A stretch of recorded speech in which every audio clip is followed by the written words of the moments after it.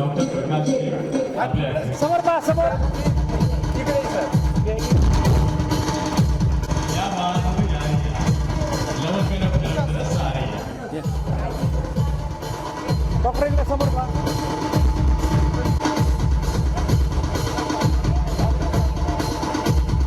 तुमचे बोल आहेत आणि त्याला स्वतःची नावं सांगा सगळ्यांना. घे फोटो घे फोटो घे फोटो घे वैष्णवी समोर पहा साहेब सृष्टी नेहा अंजली टाळ्यांच्या गजरात या बालचंद्राचं स्वागत करूया. घे इकडं बघ ऐ रो या मान्यवरांना विनंती त्यांनी कृपया घ्या.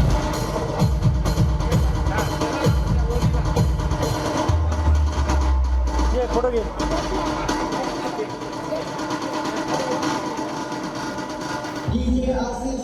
डॉक्टर समोर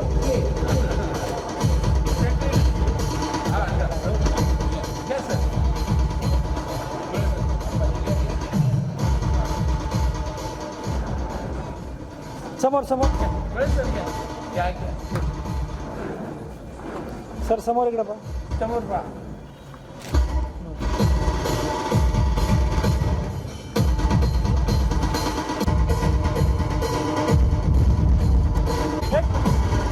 सर आता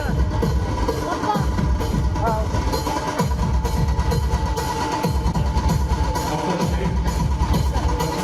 त्या परंपरेचा पायी म्हणजे आपला आनंद तशी जोडी घेऊन फिरणार मान्यवर व्यासपीठावर बसलेले बाळांनो त्यांचं स्वागत करू.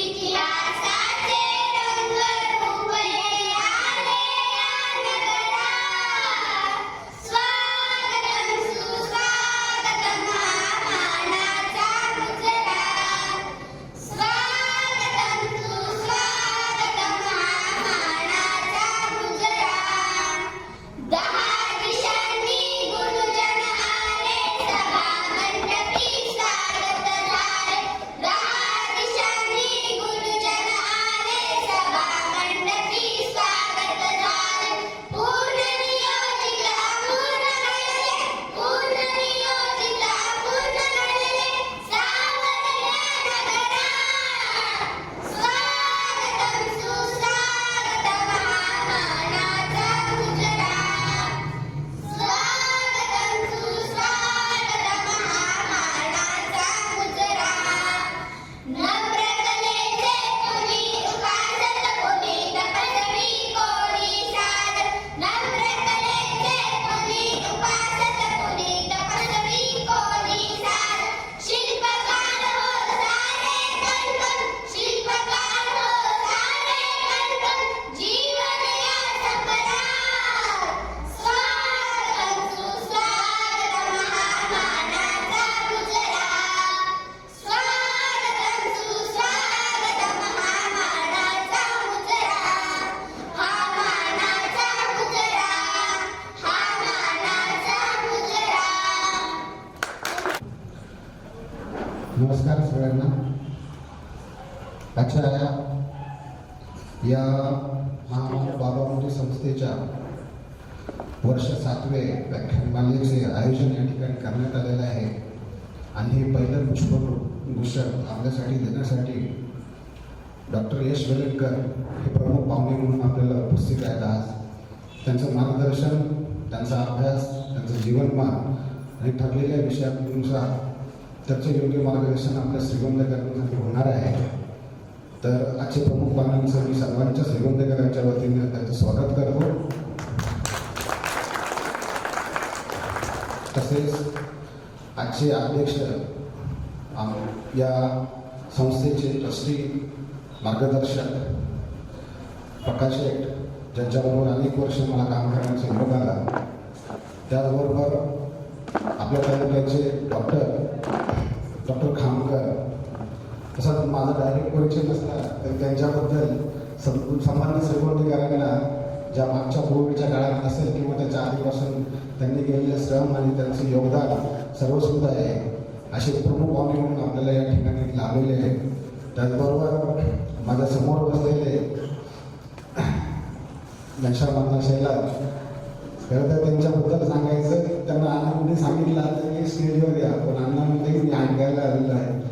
तर राजकारणी असावं, पण त्याच्यासाठी सामाजिक धोरण, सामाजिक बांधिलकी ही किती महत्वाची आहे हे त्यांच्या उपस्थितीवरून आज आपल्याला दिसते.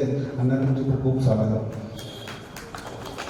तिथे मागे बसले अनेक आमचे सहकारी शिक्षक, आमच्या गावातून आलेले काही परिचयाचे आहे, सगळ्यांचं मी मनपूर्वक स्वागत करतो. आणि मला थोडक्यात संस्थेबद्दल सांगायचं तर 2008 साली हे रोपटं लावण्यात आलं.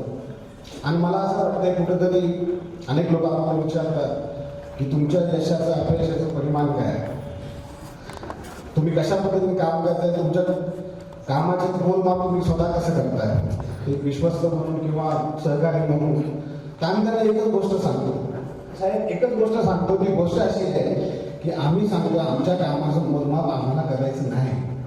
आमच्या कामाकडे मोजमाप करायचं असेल तर फील्डवर या, ज्या कम्युनिटीसाठी, ज्या समाजासाठी आम्ही काम करतोय त्या समाजाच्या कुठल्याही माणसाला विचारा जाऊन आणि ते सांगतील तुम्हाला की आम्ही काय केलं आणि आम्ही कशासाठी काम करतोय, एवढी धडपड ही करतोय ही कशासाठी करतोय. आणि मला असं वाटतं 2008 साली लावलेलं हे मोठा कुठेतरी फुलवलेला आलेला आहे, त्याला भर आलेला आहे आणि हा पूर्वक अशी सगळ्यांच्या वतीने आमची इच्छा आहे. खरं तर आनंदचा संघर्ष माझ्या डोळ्याने पाहिला आहे. 10 वर्ष मी त्याच्यासोबत काम करतोय. अनेक अडचणी, अनेक समस्या, अगदी डोंगराळ समस्या आपल्याला झेपतील की नाही अशी अपेक्षा असायची की हे होईल का नाही, हे होईल करण्यासाठी काय केलं पाहिजे. पण त्याची धडपड, त्याचा प्रयत्न आणि त्या प्रयत्नातून प्रत्येक छोट्या छोट्या गोष्टी असतील. आज तुम्हाला सांगतो या 14 वर्षामध्ये एकही जे देणगीदार आहे, आनंद स्वतः कुठल्याही देणगीदाराकडे गेलं नाही मला एवढी देणगी द्या आणि मला फक्त त्याचं एकच म्हणणं असतं या आणि काम करा. मला वाटतं ही सगळी आणि तो पारदर्शकपणा आणि त्या कामाची पोचपावती देणं, हे काम उभं केलंय, हे काम असं झालं आणि हे काम आहे तुम्ही एवढं करा. मला असं वाटतं ही खऱ्या अर्थाने कारण तुम्ही आज जर गुगलवर बघितलं आणि जर एनजीओ टाईप केलं तर तुम्हाला इतके सारे एनजीओ भेटतील. पण आज त्या एनजीओच्या पुढं काय होतं तर कालांतराने 4-5 वर्षानंतर काय होते आपल्याला माहीत नसतं. पण ही संस्था टिकली आणि ती टिकवायची सगळ्यात मोठं कारण म्हणजे त्याच्याबरोबर असलेले सगळे सहकारी श्रीमंतकारांनी दिलेला आधार, आपले सगळे सामाजिक जाणीवा ह्यांचे कार्यकर्ते त्याला मिळत गेले आणि स्वतः तो आतून इतका धडपड करणारा माणूस म्हणजे आपल्या मातीत आहे हे आपल्या सगळ्यांचं भाग्य आहे असं मला वाटतं.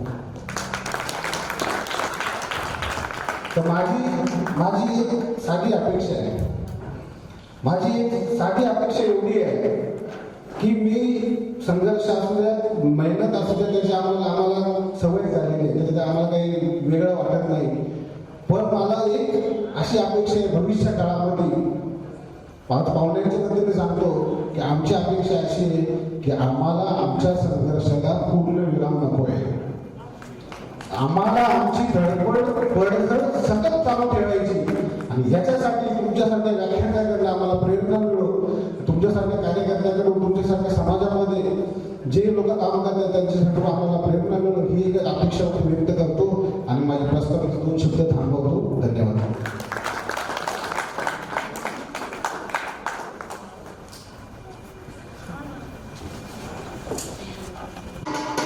प्रमुख पाहुणे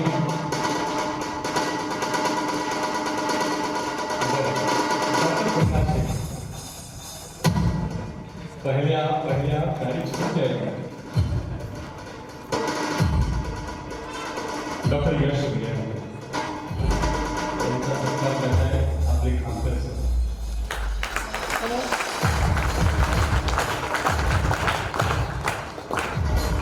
त्यांना दिलेल्या मानपत्राचं वाचन नंतर केलं.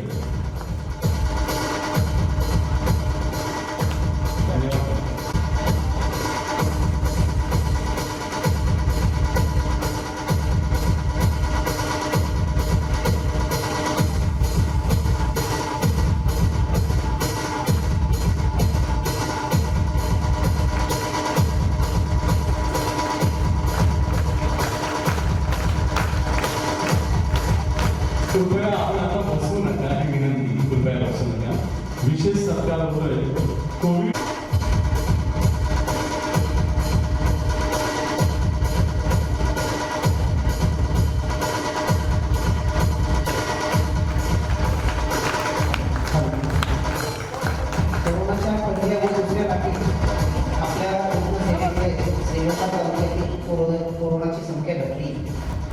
या कोरोनावर उपचार करून रुग्ण बरे होण्याचं प्रमाण वाढलं आणि कोरोनामध्ये उद्ध्वस्त होत असलेली कुटुंबे आज या सर्व आशा सेविकांमुळे पुन्हा उभारी घेत आहे.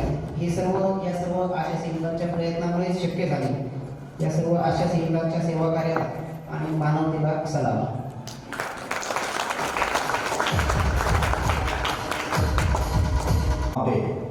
प्रबोधन व्याख्यानमाला. बघता बघता या व्याख्यानमालेचं हे 10वं वर्ष आणि खऱ्या अर्थानं 21व्या शतकात ज्ञानसाधनेची अनेक साधनं उपलब्ध असताना सुद्धा श्री गोंदेकर या व्याख्यानमालेसाठी नेहमीच भरभरून साथ देतात. मोहम्मद महाराजांच्या पदवर्षाला पावन झालेल्या श्रीगोंदा पावन नगरी आज या व्याख्यानमालेतलं 10व्या वर्षातलं पहिलं पुष्प गुंफण्यासाठी आपणा सर्वांच्या आग्रहास्तव उपस्थित आहे डॉक्टर एश वेलणकर. हे एक आगळं वेगळं व्यक्तिमत्व. BMS तत्वज्ञान आणि मानस उपचार या विषयात पदव्युत्तर शिक्षण, लोकसत्ता लोकमत वृत्तपत्रामधून लिखाण. त्यांचं मूळ गाव सिंधुदुर्ग जिल्ह्यात विजयदुर्ग हे आहे. 10वी पर्यंत मराठी माध्यमात शिकलेलं हे व्यक्तिमत्व 11वी 12वी रत्नागिरी येथे आणि वैद्यकीय शिक्षण सातारा येथे झाले. वैद्यकीय शिक्षण पूर्ण झाल्यानंतर नाशिक जिल्ह्यातील सुरगाणा तालुक्यात आदिवासी भागात काम केल्यानंतर काही काळ त्यांनी वैद्यकीय व्यवसायही केला. पण वैद्यकीय व्यवसायामध्ये मन रमल्यामुळं मानस उपचार विषयात त्यांनी पदव्युत्तर शिक्षण घेतले. आता नियोजनपूर्वक ते मुंबई पुण्यामध्ये भावनिक त्रास, चिंतारोग, डिप्रेशन यांना समुपदेशन करतात. साई माइंड ॲपच्या माध्यमातून ऑनलाईन समुपदेशन व 6 महिन्याचे 2 सर्टिफिकेट कोर्स सुद्धा ते घेतात. आजपर्यंत 10 पुस्तके त्यांची प्रकाशित झाली आहेत. त्यातील ध्यान विज्ञान पुस्तकाला महाराष्ट्र साहित्य परिषदेचे मानसशास्त्रात उत्कृष्ट पुस्तकासाठी असलेला सोनोपंत रांडेकर पुरस्कार प्राप्त झाला आहे. तुमच्या आमच्या घरात आणि दिल की बात असे श्रेष्ठ आणि हजारोहून अधिक व्याख्याने देश विदेशात त्यांनी आतापर्यंत दिले आहेत. असं बहुआयामी व्यक्तिमत्व आज आपल्या श्री गोंदेकरांच्या भेटीसाठी आणि तुम्हा आम्हा सगळ्यांना व्याख्यानाच्या माध्यमातून मार्गदर्शन करण्यासाठी उपस्थित झाले. ते बहुआयामी व्यक्तिमत्व म्हणजेच डॉक्टर एश वेलणकर. आपण पुन्हा एकदा डॉक्टर एश वेलणकरांचं मनपूर्वक हार्दिक स्वागत करूया. धन्यवाद. आणि संत शिरोमणी गाडगे महाराज यांना अभिवादन करून आपण या व्याख्यानमालेची सुरुवात करूया. आणि 10 वर्ष श्रीगोंदासारख्या तालुका ठिकाणी अशी व्याख्यानमाला घेत असलेल्या सर्व श्रीगोंदा नागरिकांना मी वंदन करतो. आणि त्या पाठीमागे प्रेरणा असणारे आपले अनंत भाऊ यांना सुद्धा मी वंदन करतो.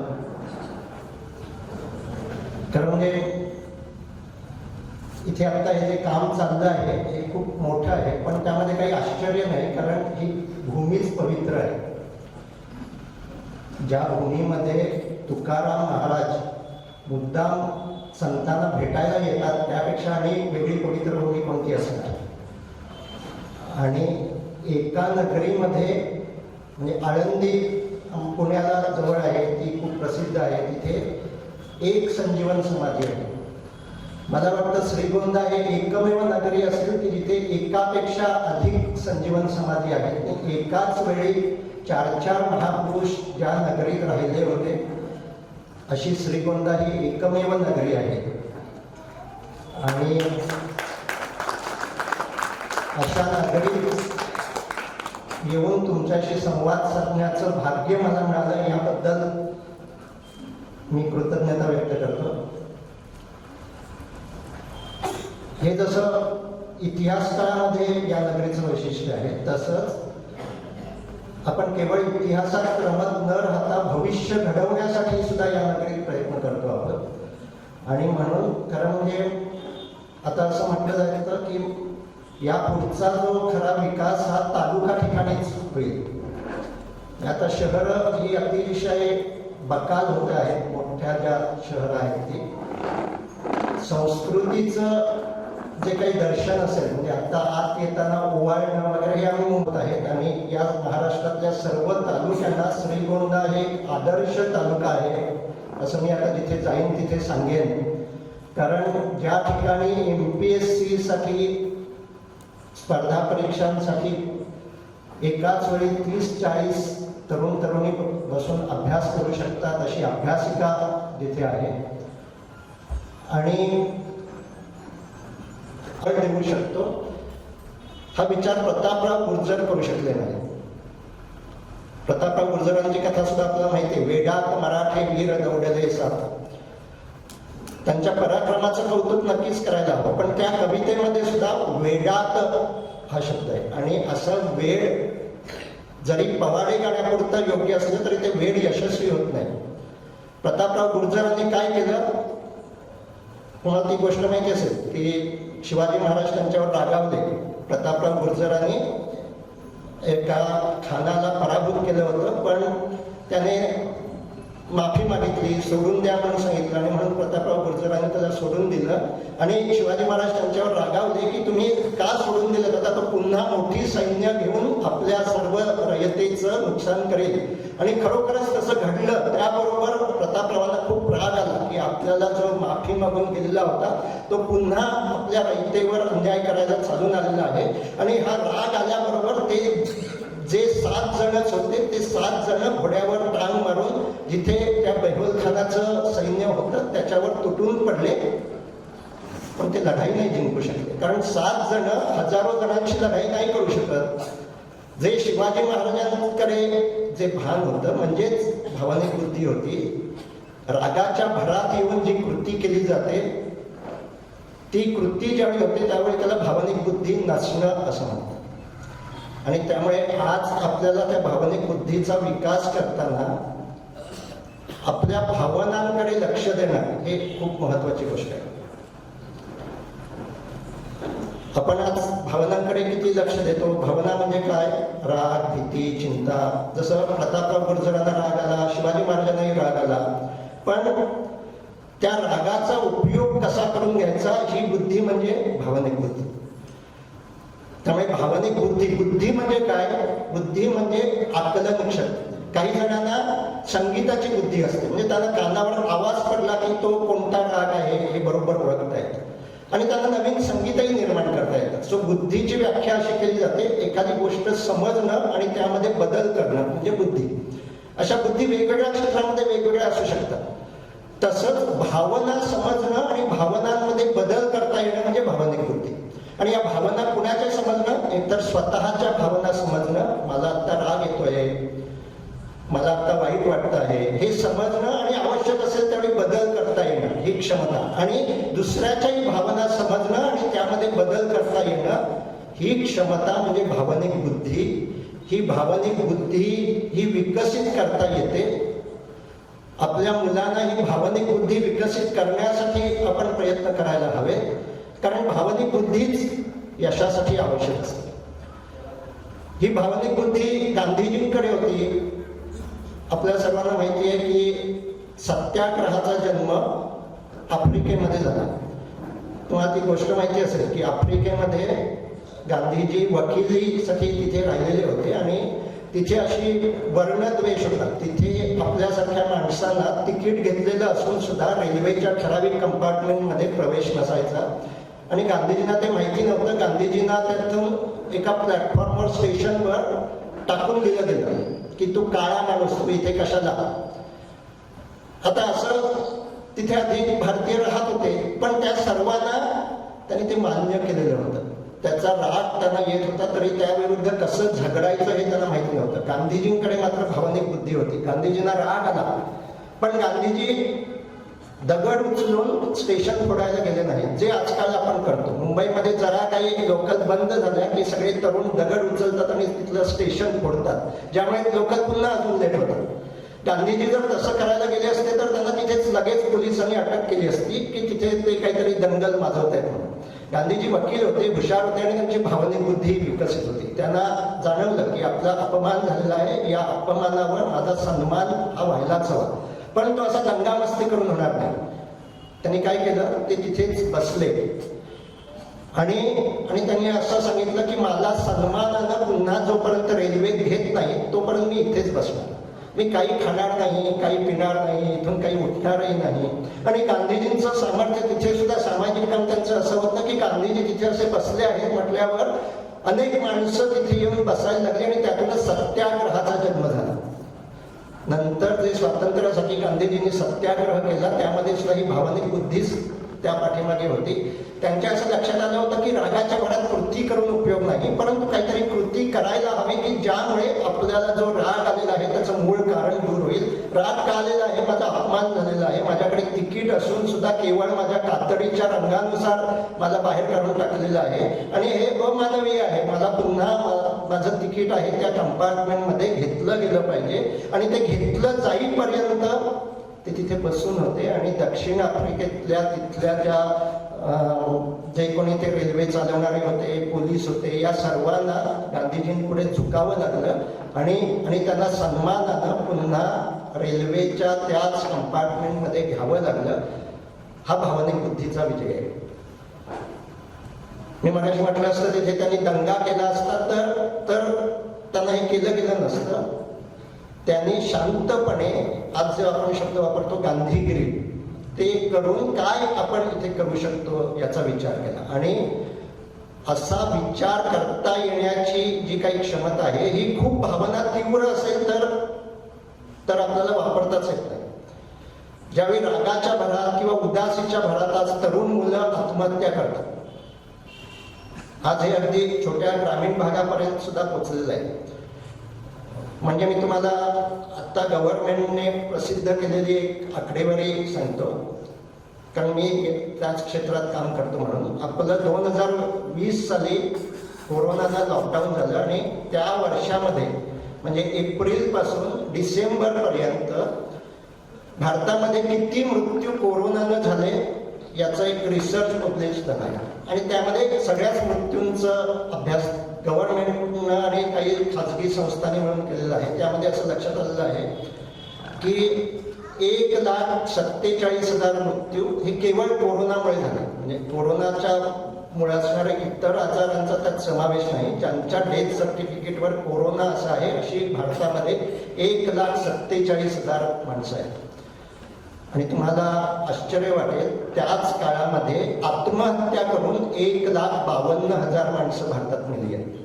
कोरोनापेक्षा अधिक संख्येनं माणसं त्याच काळामध्ये आत्महत्या करून मेली. आणि त्यामध्ये आणखीन एक खूप आपण विचार करण्यासाठी गोष्ट आहे आणि त्या म्हणजे 15,200 मुलं आहेत. त्यामध्ये शाळकरी मुलांनी त्या काळामध्ये इतक्या संख्येनं आत्महत्या केली. आणि त्यामुळे आमच्यासारखे जे काही शिक्षणाचे अभ्यास करणारे प्राध्यापक वगैरे यांना धक्का बसला. कारण त्यापूर्वी असं वाटलं जात होतं की मुलं ही जी काय आत्महत्या करतात ती कशामुळे करतात, तर परीक्षेचा ताण येतो, तो ताण त्यांना झेपत नाही म्हणून मग परीक्षाच नको, 8वी पर्यंत परीक्षा नाहीत वगैरे, हे सगळं त्यासाठी सुरू केलेलं होतं, जे चुकीचं होतं असं त्या कोरोनाच्या काळात लक्षात आलं. कारण त्या वर्षामध्ये एकही परीक्षा झालेली नव्हती, शाळेचं तोंड सुद्धा मुलांनी बघितलेलं नव्हतं. दुसरं कारण असं समजलं जातं की शाळेमध्ये काहीतरी मुलं चिडवतात, बाकीचं शिक्षकांकडून त्रास होतो म्हणून मुलं आत्महत्या करत असतील. पण ही सगळी मुलं आपापल्याच घरामध्ये होती आणि तरी देखील एवढ्या मुलांनी आत्महत्या केली. याचं कारण आपल्या मुलांना प्रतिकूल परिस्थितीला सामोरं जाण्यासाठीची जी काही क्षमता आहे ती आज आपण विकसित करूच देत नाही आहोत. म्हणजेच त्यांची भावनिक बुद्धी आज विकसित होत नाहीये. कारण आपण सर्वजण मला जे काही भोगावं लागलं ते मुलांना नको असं म्हणून जेवढं काही मुलांना ऐकतं आपापल्या घरात जेवढं काही देता येईल, त्यांना श्रम नको, त्यांना बाहेर जाऊ देऊया नको, हे शहरामधून खूप अधिक आहे. आणि त्याचा परिणाम म्हणून मुलांमध्ये प्रतिकूल परिस्थितीला अशी ज्यावेळी काही अडचण आली की आपल्याला मित्राला भेटता येत नाही म्हणून सुद्धा मुलांनी आत्महत्या केली. सो आपल्या मनाविरुद्ध जरा झालं, मोबाईल मला मिळाला नाही म्हणून मुलांनी आत्महत्या केली आहे. हे जे काही आहे हे भावनिक बुद्धी विकसित नसल्याचं लक्षण आहे. आणि म्हणून आज आपण सर्वांनी मार्गांकडे अधिक लक्ष देण्यापेक्षा आपापल्या मुलांमध्ये, आपल्या आजूबाजूच्या माणसांमध्ये भावनिक बुद्धी कशी विकसित करता येईल यासाठी आपण अधिक जागरूक व्हायला हवं.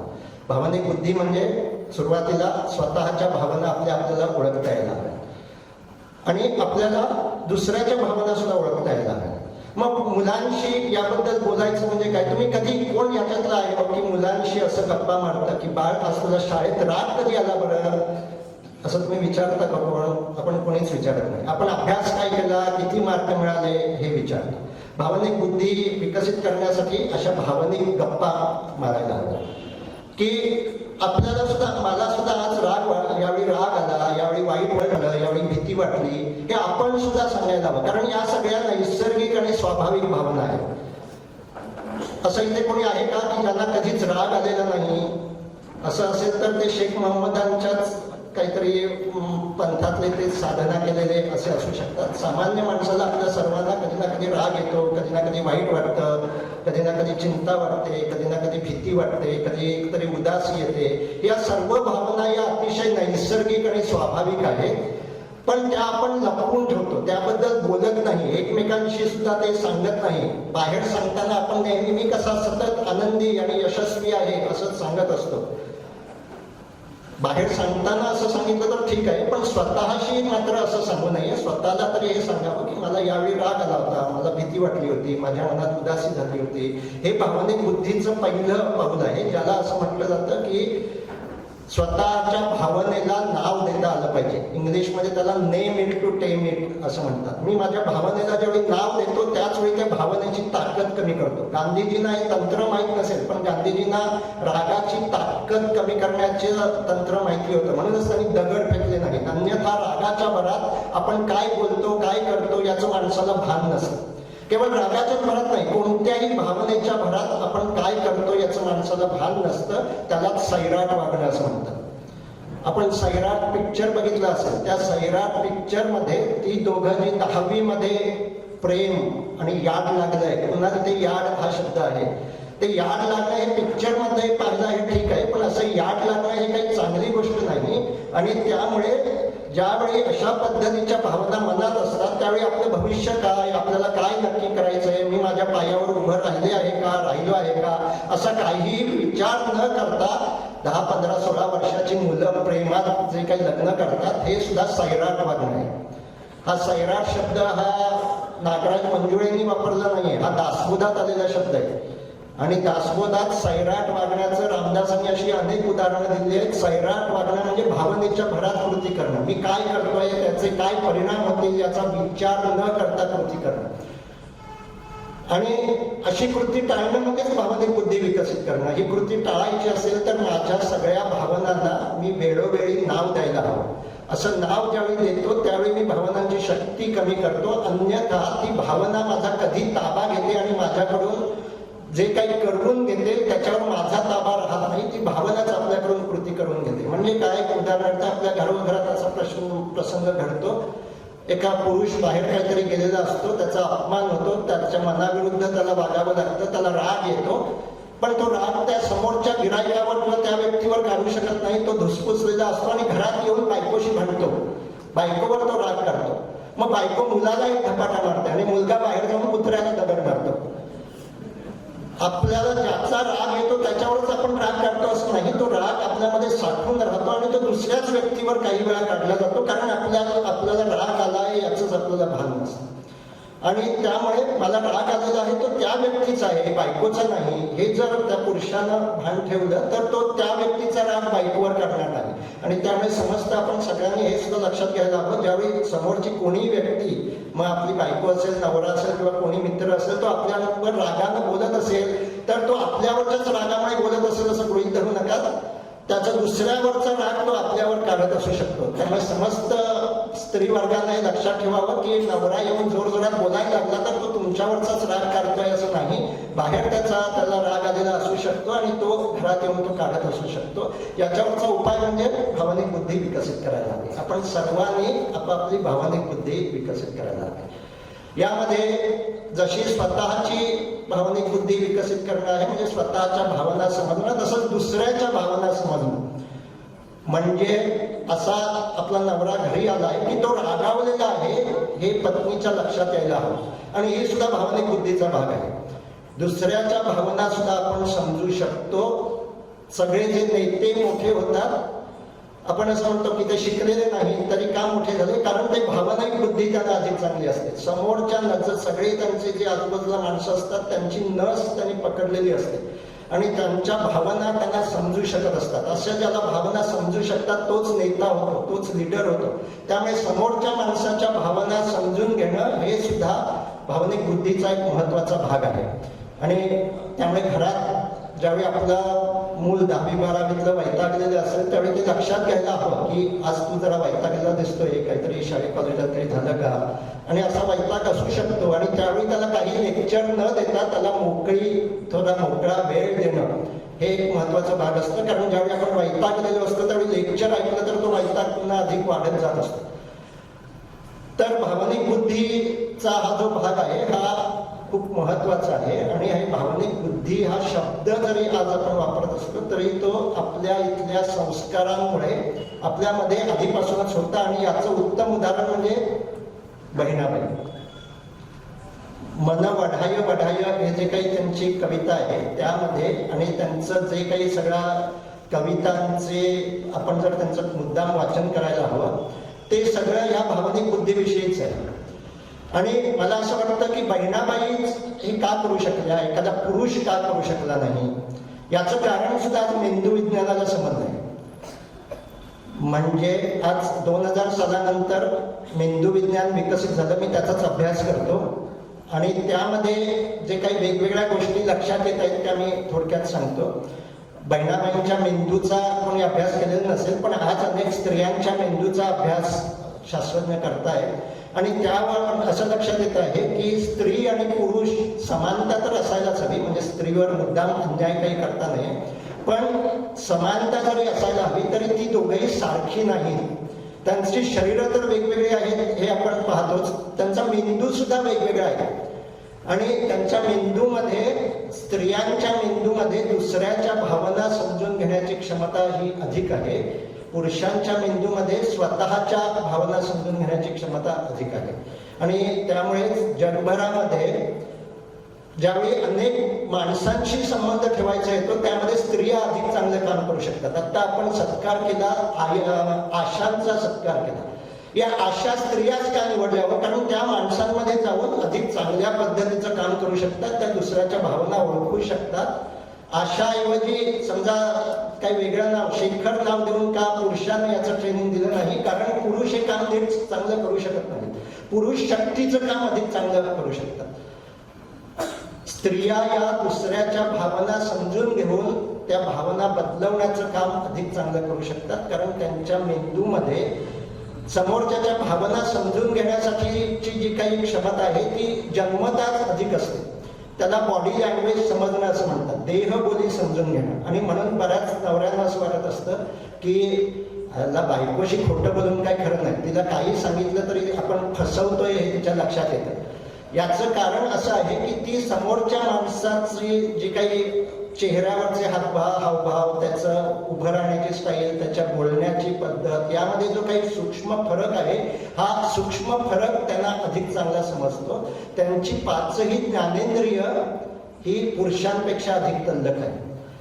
पुरुषाची ताकद ही त्याच्या स्नायूंमध्ये आहे, त्याच्या शरीरामध्ये आहे. आणि म्हणून बऱ्याच स्त्रियांना घरात पुरुषाची मदत कधी लागते तर झुरळ दिसलं की हो ते झुरळ मारा, किंवा उंचावरचं काहीतरी काढून द्यायचं असेल तर पुरुषाची मदत त्यांना लागते. पण घरात पुरुषांना मात्र स्त्रियांची मदत बऱ्याचदा लागत असते. उदाहरणार्थ तुम्ही कपाटासमोर उभे असता आणि कपाटामध्ये तुमचे कपडे पाहत असता, पण ते कपडे तुम्हाला कुठे दिसत नाहीत आणि मग तुम्ही आरडाओरड करायला लागता, माझे कपडे कुठे टाकलेत. मग ती घरातून आतमधून येते आणि तुम्हाला व्हा बाजूला असं म्हणून त्याच कपाटातून ते तुमचे कपडे काढून तुमच्या हातात ठेवते.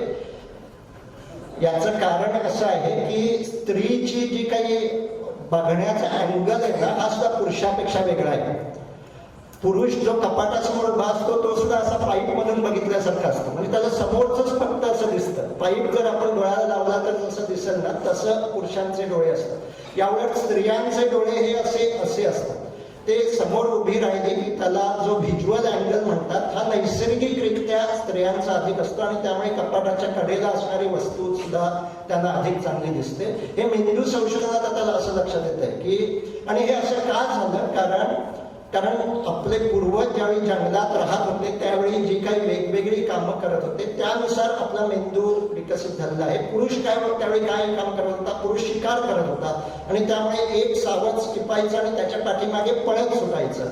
त्यावेळी असं बाजूला पाहणं वगैरे काही आवश्यक नसतं आणि त्यामुळे पुरुषाचा मेंदू असाच समोर लांबचं त्याला अधिक चांगलं दिसतं. म्हणजे शेजारी बायको असेल तर दूरची एखादी गजरेवाली अधिक स्पष्ट दिसू शकते, पण तिरकं असं त्याला दिसत नाही. याचं कारण त्याची व्हिजन ही अशीच असते. या उलट स्त्रिया काय करत होत्या, त्या गुहा सांभाळत होत्या आणि गुहेमध्ये कुठलाही प्राणी आला तर बाळाचं संरक्षण करत होत्या. त्यामुळे थोडीशी धुसफूस झाली तरी सुद्धा त्यांना ऐकू येते, रंगातला फरक त्यांना समजतो. त्यांची पाचही ज्ञानेंद्रिय जवळचं जे काही जाणून घेण्यासाठी ही खूप अधिक तल्लक आहेत आणि त्याच 5 ज्ञानेंद्रियांचा एकत्र परिणाम म्हणून त्यांचं 6 सेन्स हा 6वं ज्ञानेंद्रिय विकसित होतं आणि त्यामुळे त्यांना समोरच्या माणसाच्या मनात काय असू शकेल याचा अंदाज बरोबर येतो. म्हणजे गर्दीत मुद्दाम मारलेला धक्का आणि चुकून लागलेला धक्का याचा फरक 80% स्त्रिया या ओळखू शकतात.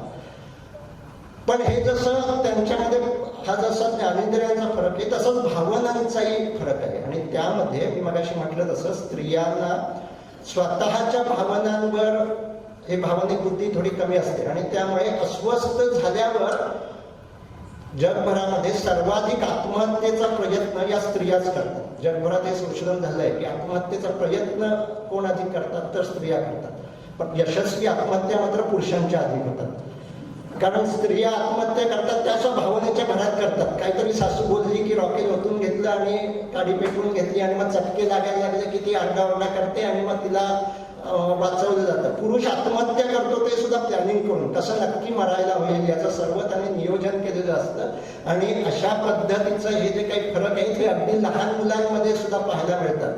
आणि त्यामुळे या अगदी बालवाडीतली मुलं ज्यावेळी समजा आपण फिरायला घेऊन गेलो तर मुलगी असतात ते दगड घेऊन पाखरांना मारत राहतात आणि मुली असतील तर ती फुलं घेतील, त्या नीट ठेवतील, त्या बाहुलीला घालतील. जो एकूण माणसांशी जोडणं हे सुद्धा प्रयोग झाले की बालवाडीतल्या असंख्य मुला-मुलींना काही फोटो दाखवले आणि नंतर त्यांना काय लक्षात राहतं तर पुरुषांना आकार लक्षात राहतात. पुरुषांचा आकार विषयक बुद्धी ही पुरुषाची खूप अधिक चांगली आहे. कुठेही पत्ता विचारायचा असेल तर शक्यतो पुरुषाला विचारावा. तो असं नकाशा करून देईल, इथून उजव्या हाताला जा, त्या चौकातून डाव्या हाताला जा. बऱ्याचदा स्त्रियांना जर पत्ता विचारला तर उजवं आणि डावं या बऱ्याचदा त्या घोळ घालतात कारण त्यांच्या मेंदूमध्येच ते दोन्ही भाग एकाच वेळी काम करत असतात आणि हे अगदी बालवाडीत सुद्धा पाहायला मिळतं. म्हणजे त्या बालवाडीतल्या मुलांना जर चित्र सगळी दाखवली आणि नंतर विचारलं तर कोणती मुलींना चेहरे अधिक लक्षात राहतात आणि मुलांना आकार अधिक लक्षात राहतात. सो हे जे काही फरक आहेत हे आपल्या गर्भावस्थे असतानाच आपल्या मेंदूमध्ये होऊ लागतात आणि म्हणून बहिणाबाई का जन्माला आल्या कारण हे दुसऱ्याच्या भावना ओळखणं हे त्या कुठेही शिकलेल्या नव्हत्या, निरक्षर होत्या त्या.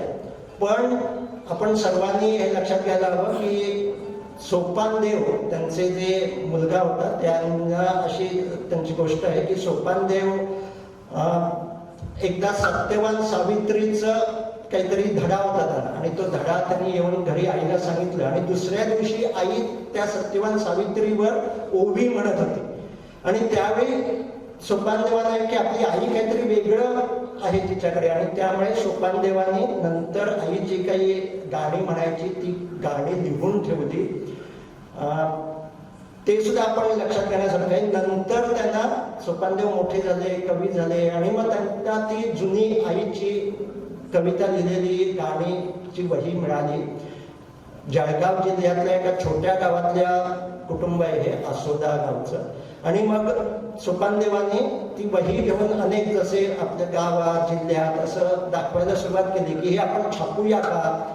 पण तिथे सुद्धा त्यांना असं लक्षात आलं की ते लोक नाकार होते. हे सगळं ऐराणी हे कसं आहे पुस्तक म्हणजे ते शुद्ध शब्दातलं पुणेरी भाषेतलंच असायला हवं अशी तोपर्यंत समज होती जी पूर्णतः चुकीची आहे. पण त्यावेळी त्यामुळे त्या कविता छापायला कोणी तयार नव्हतं आणि आचार्य अत्रेंची त्यांची ओळख होती आणि आचार्य अत्रेंना त्यांनी ती आपली वही दाखवली आणि त्यांनी ज्यावेळी कविता पाहिल्या त्यावेळी ते म्हणाले, हे सोनं आहे, हे तुम्ही किती वेळ लपवून ठेवलं होतं, असं म्हणून बहिणाबाईंच्या कविता प्रसिद्ध झाल्या. आणि आज आपण असं पाहतो की एका विद्यापीठाला बहिणाबाईंचं नाव दिलं गेलेलं आहे. एका अशिक्षित महिलेचं नाव एका विद्यापीठाला दिलं जाणं हे सुद्धा त्यांच्याकडे भावनिक बुद्धी होती. वैदव्य आल्यानंतर सुद्धा त्यांनी त्या परिस्थितीला जे त्या सामोऱ्या गेल्या आणि त्यांनी ज्या काही कविता लिहिल्या त्या सगळ्यामधून आपल्याला दिसून येतं. आणि त्यामुळे ही भावनिक बुद्धी जर नसेल तर मानसिक विकृती व्हायला लागते. म्हणजे मी ज्यामध्ये काम करतो त्या मानसिक विकृतीचं स्वरूप काय असतं, आपल्याला सगळ्यांना असं एक वाटत असतं की मानसिक विकृती म्हणजे वेड लागणं, जो दगड मारतोय हे असं होणं म्हणजे मानसिक विकृती. त्यामुळे एखाद्याला समजा असं सांगितलं की तू म्हणजे मी जे मानसोपचार करतो तर त्याला जाऊन भेटा, तर तुमच्या इथली परिस्थिती माहीत नाही पण बऱ्याच ठिकाणी असं वाटतं की माणसं म्हणजे मी काय पागल झालोय का असं लोक म्हणत असतात, जे चुकीचं आहे. पागल होणं हा एक मानसिक विकृतीतला आजार आहे जो 100तल्या एकाच व्यक्तीला होतो, ज्याला स्किझोफ्रेनिया असं म्हणतात. त्या व्यक्तीला समोरचं वास्तवाचं भान राहत नाही, म्हणजे समोर काहीही नसतानाच त्याला कोणीतरी आहे असं वाटतं आणि तो त्याच्याशी बोलतो, हसतो. त्याला आजार आहे, त्याला औषधाची गरज असते. सायकियाट्रिक डॉक्टर जे असतात ते औषधं दिली तर त्याच्या मेंदूतला जो केमिकल लोचा झालेला आहे, जो लगे रहो मुन्नाबाईमध्ये आपला पिक्चर पाहिला असेल तर त्यामध्ये पाहायला मिळतो की त्यामधल्या सुद्धा संजय दत्तला गांधीजी दिसत असतात. गांधीजी प्रत्यक्षात नसतात पण ती इमेज त्याला दिसत असते आणि त्यामुळेच त्याचा जो शत्रू असतो तो हा पागल झाला आहे हे सिद्ध करू शकतो. तर पागल होणं म्हणजे जे काही प्रत्यक्षात नसतं ते दिसणं हे 100तल्या एकाच व्यक्तीला होतं. पण आम्ही ज्यांना थेरपी देतो असे त्रास 100तल्या 10 जणांना होतात. म्हणजे समजा श्रीगोंद्याची वस्ती 25,000 असेल तर 2,500 माणसांना असा काही ना काही त्रास आहे. असा त्रास असतो म्हणजे काय असतो, ज्यामध्ये त्या व्यक्तीला चिंता सतत येत राहते. छोट्या छोट्या गोष्टींची चिंता, बाहेर पडण्याची चिंता, प्रवासाला जाण्याची चिंता, सतत मला काहीतरी आजार होईल की काय असे विचार म्हणत राहतात. आणि हे चिंतेवरचा काही उपायच त्याला माहिती नसतो. तो बिचारा अनेक वर्ष त्या चिंतेमध्येच घोंडून गेलेला असतो. त्या चिंतेचा परिणाम म्हणून सुद्धा त्याच्यामध्ये अनेक शारीरिक आजार होऊ लागतात. याचबरोबर दुसरं एक भावनिक आजार असतो तो म्हणजे भीतीचे झटके येतात. आमच्याकडे जे पेशंट येतात ते असे वेगवेगळे फायली घेऊन येतात की हार्ट अटॅक आलेला आहे असताना वाटतं, डॉक्टरकडे जातात, डॉक्टर ECG करतो आणि ECG तर नॉर्मल असतो आणि मग असं लक्षात येतं की त्याला हार्ट अटॅक नाही, त्याला पॅनिक अटॅक आहे. त्याला असं म्हणतात भीतीचा झटका येतो. त्यावेळी सुद्धा अशीच हृदयाची धडधड खूप वाढते, घाम फुटतो, उलटीला होईल असं वाटतं, पण तो भीतीचा झटका असतो आणि तो कोणत्याही औषधाशिवाय केवळ मानसोपचाराने पूर्णतः बरा होऊ शकतो. याचबरोबर काही जणांना काही ठराविक गोष्टीची भीती असते, झुरळाची भीती, जी बंद जागेची भीती, उंच जागेची भीती. याचबरोबर काही जणांना डिप्रेशन येतं, म्हणजे काय होतं, उदास वाटायला लागतं. बऱ्याच जण म्हणजे माझ्याकडे आता असे ग्रामीण भागातले काही रुग्ण आहेत आणि तिथे लोक त्या स्त्रीला मारतात. मी मगाशी म्हटलं मी ध्यान विज्ञान पुस्तकात याचाच अभ्यास केलाय. आता आपण जे काही करणार आहोत ते अर्धा 1 मिनिटाचं ध्यान आहे आणि हे ज्यावेळी आपण करतो त्यावेळी आपल्या मेंदूमध्ये एक ठराविक बदल होतो असं आता शास्त्रज्ञांच्या लक्षात आलेलं आहे. आणि तो बदल म्हणजे मी माझ्या इच्छेनं ज्यावेळी लक्ष देतो त्यावेळी माझ्या मेंदूमध्ये इथे केंद्र आहे, त्याला अटेन्शन सेंटर असं म्हणतात. डॉर्सोलॅटरल प्रीफ्रंटल कॉर्टेक्स असं त्याचं नाव आहे. हे नाव लक्षात ठेवण्याची गरज नाही, मी अभ्यास केलेला आहे, हे पटावं म्हणून आपले अशी काही नावं सांगावी लागतात अजून मला. तर तसं त्या मेंदूतल्या केंद्राचं नाव आहे आणि त्याला अटेन्शन सेंटर असं म्हणतात. आणि ज्यावेळी आता तुम्ही हे 2 मिनिटं असं जर लक्ष दिलं स्वतःच्या इच्छेनं, मी जसं सांगतो तसं श्वासाच्या हालचालीकडे जर लक्ष दिलं तर तो या मेंदूतल्या भागाला दिलेला व्यायाम असतो. आणि आपण जर असे डंबेल्स मारले तर जसं आपला बायसेप्स स्नायू डेव्हलप होतो तसं ज्यावेळी मी असा व्यायाम करतो त्यावेळी या भागामध्ये नवीन पेशी विकसित होतात. आहेत त्या पेशींमध्ये नवीन कनेक्शन निर्माण होतात. याला न्यूरोजेनेसिस असं म्हणतात. आणि त्यामुळे आज मेंदूच्या संशोधनामध्ये असं लक्षात येत आहे की आपला सर्वांचा मेंदू सतत बदलत असतो. तो केवळ लहान मुलांचाच बदलतो असं नाही, आपण 40व्या 50व्या 60व्या वर्षी सुद्धा आपला मेंदू बदलवू शकतो. आपल्या मेंदूला आपण कोणता अनुभव देतोय त्यानुसार आपला मेंदू काम करू लागतो. आणि हे जे काही अँझायटी, डिप्रेशन यामध्ये त्या माणसांच्या मेंदूमध्ये काही ठराविक भागामध्ये प्रॉब्लेम झालेला असतो. तो कोणता भाग हे मी तुम्हाला समजून सांगतो. अशी हाताची मूठ करा, अंगठा असा आत घ्या आणि अशी मूठ करा आणि असा तुमचा हात तिथे धरा. असा आपला मेंदू आहे. असा म्हणजे कसा, याचे हे 4 भाग आहेत. हा भाग आहे ह्या मानेपासून कमरेपर्यंत. हा जसा भाग आहे तसा आपल्या स्पायनल कॉर्ड आहे, तो सगळ्या मानेखालच्या आपल्या अवयवाचं कंट्रोल करत असतो. हा जो भाग आहे असा आपल्या इथे भाग आहे. हा आपल्या शरीरातली सगळी जी काही फंक्शन आहेत ती कंट्रोल करतो. शरीराचं तापमान, भूक लागणं वगैरे हे सगळं. आता हा जसा अंगठा आत घेतलेला आहे असा आपल्या मेंदूमध्ये एक भाग असतो, त्याला इमोशनल ब्रेन असं म्हणतात. आणि मगाचपासून आपण ज्या भावनांबद्दल बोलतोय त्या सगळ्या भावना या इमोशनल ब्रेनच्या प्रतिक्रियेमुळे निर्माण होतात. या इमोशनल ब्रेन हा सतत जाणत असतो, काय चांगलं काय वाईट, काय चांगलं काय वाईट, आणि तो प्रतिक्रिया करत असतो. आणि तो अधिक प्रतिक्रिया करू लागला तर त्या माणसाला अधिक राग येतो, अधिक भीती वाटते, अधिक उदास येते. हा सगळा भाग आहे हा मेंदूशी, आपल्या बुद्धीशी संबंधित भाग आहे. आपल्याला जे सगळं समजतं ते या सगळ्या भागामुळे समजतं. आणि हा जो कपाळपट्टीचा भाग आहे जो 6व्या वर्षापर्यंत कामच करत नसतो, 6व्या 7व्या वर्षानंतर काम करतो, तो म्हणजे हे नख आणि नखाच्या खालचा भाग, हा इथे भाग आहे. हा भाग, या भागाला आता आपण काम देणार आहोत. हा भाग ठरवतो कुठे लक्ष द्यायचं आहे ते, आणि त्यानुसार आपण ज्यावेळी लक्ष देतो त्यावेळी हा भाग विकसित होतो. आणि हा भाग विकसित करणं हे खूप आवश्यक आहे. आपले सगळे जे काही ध्यानाचे अभ्यास आहेत ते या भाग विकसित करतात असं आता मेंदू संशोधनात लक्षात येत आहे. हा भाग विकसित झालेला नसेल तर काय होतं, म्हणजे हा भाग 6 वर्षाच्या मुलापर्यंत कामच करत नसतो. त्यामुळे एखादा 4-5 वर्षाचा समजा मुलगी आहे आणि ती राग आल्यावर समोरची खेळणी फेकून देत असेल, ते नैसर्गिक आहे, नॉर्मल आहे. कारण राग आल्यावर स्वतःला थांबवणं हे तिच्या मेंदूत तो भागच नाहीये स्वतःला थांबवणारा. पण त्याच 4 वर्षाच्या मुलीची 34 वर्षाची आई सुद्धा जर भांडी फेकून देत असेल तर ते मात्र ते अनैसर्गिक आहे. कारण तिच्या मेंदूमध्ये हा भाग आहे पण तो विकसित झालेला नाही आहे. आणि त्यामुळे भावनिक बुद्धी विकसित करायची तर आता आपण जसा एक्झरसाइज करतो तसा एक्झरसाइज करायला हवा. तो या प्रीफ्रंटल कॉर्टेक्सला दिलेला एक्झरसाइज आहे. असा ज्यावेळी आपण एक्झरसाइज करतो त्यावेळी हा प्रीफ्रंटल कॉर्टेक्स अधिक विकसित होतो. आणि दुसरे त्यातले काही एक्झरसाइजचे भाग आहेत ते ज्यावेळी आपण करतो त्यावेळी तो भावनिक बुद्धीला सुद्धा, या भावनिक मेंदूला शांत करतो. त्या भावनिक मेंदूला आपल्या सगळ्यांना हे माहिती आहे, कळतं पण वळत नाही. राग कमी करायला हवा असं मला कळत असतं, पण ती घटना घडली की मला राग येतो. याचं कारण तो राग येतो तो या भावनिक मेंदूमुळेच येतो. बुद्धीला समजून त्याचा काही उपयोगच नसतो. म्हणजे राग रामेश्वरी आणि बंब सोमेश्वरी असं आपण करत असतो. जर माझा राग कमी करायचा असेल तर या भावनिक मेंदूवर काम करायला हवं. हे आपल्या पूर्वजांनी अनुभवलं असेल, त्यांना हे मेंदूचं विज्ञान काही माहिती नव्हतं पण त्यांनी हे अनुभवलं असेल. आणि त्यामुळे त्यांनी जे काही ध्यान म्हणून जे काही प्रकार शोधले हे आज मानसोपचार म्हणून परदेशात वापरले जातात. त्यातलाच एक एक्झरसाइज आपण करणार आहे. मी तेच मानसोपचार करतो ज्यामध्ये अगदी ग्रामीण भागातली सुद्धा माणसं असतात. मी आता आपले हे जे नवीन तंत्रज्ञान आहे त्यामुळे मी मुंबईत बसून सुद्धा त्यांना हे थेरपी देऊ शकतो. आणि मला असं वाटतं की अशी थेरपी देणारी माणसं, त्यावेळी काही आधार देणारी माणसं अशी गावोगावी प्रत्येक तालुका ठिकाणी निर्माण होणं आवश्यक आहे की जी ज्यावेळी एखाद्याला भीती वाटेल त्यावेळी असा आधार देईल, मी असे काही एक्झरसाइज शिकवतील. अशी जर माणसं निर्माण झाली तर आपण जी पाहतो ती अंधश्रद्धा जाऊ शकते. अंधश्रद्धा म्हणजे काय, भीती वाटली की तो काहीतरी घाबरलाय आणि म्हणून कुठेतरी कोंबडा कापला जातो, बोकड कापला जातो. ही सुद्धा एक प्रकारची पूर्वीची थेरपी होती.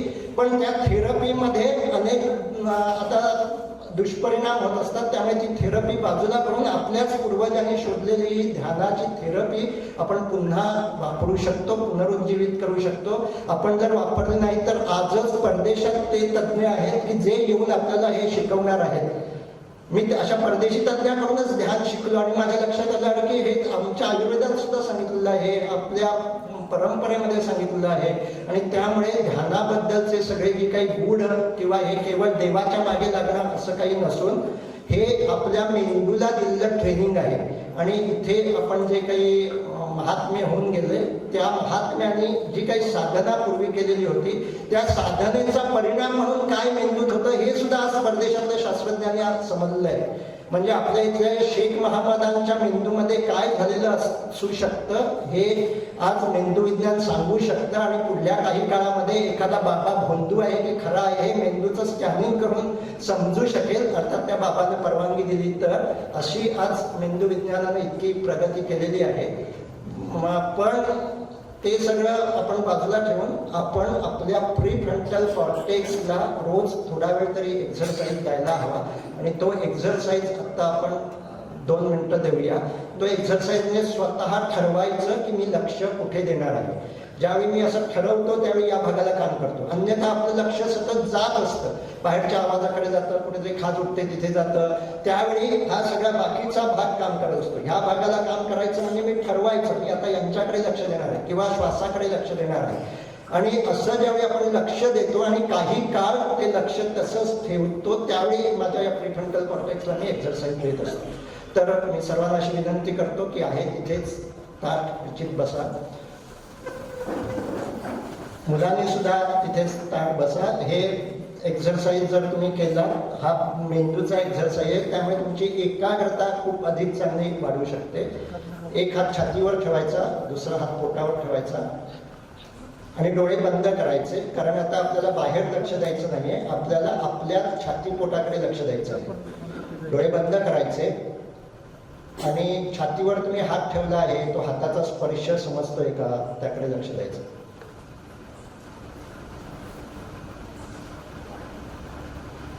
आता पोटावर तुम्ही हात ठेवला आहे तो हाताचा स्पर्श समजतोय का त्याकडे लक्ष द्यायचं. असं लक्ष देणं म्हणजे तुमच्या मेंदूतल्या त्या पुढच्या भागाला दिलेला व्यायाम आहे. तुम्ही ठरवायचं की आता छातीत काय होतंय त्याकडे लक्ष देऊया.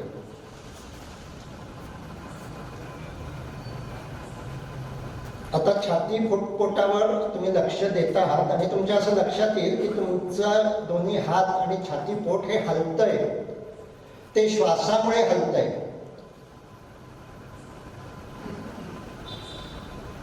ती हालचाल समजते का? श्वास आत जातोय, श्वास बाहेर पडतोय आणि तो समजतोय का त्याकडे लक्ष द्यायचं.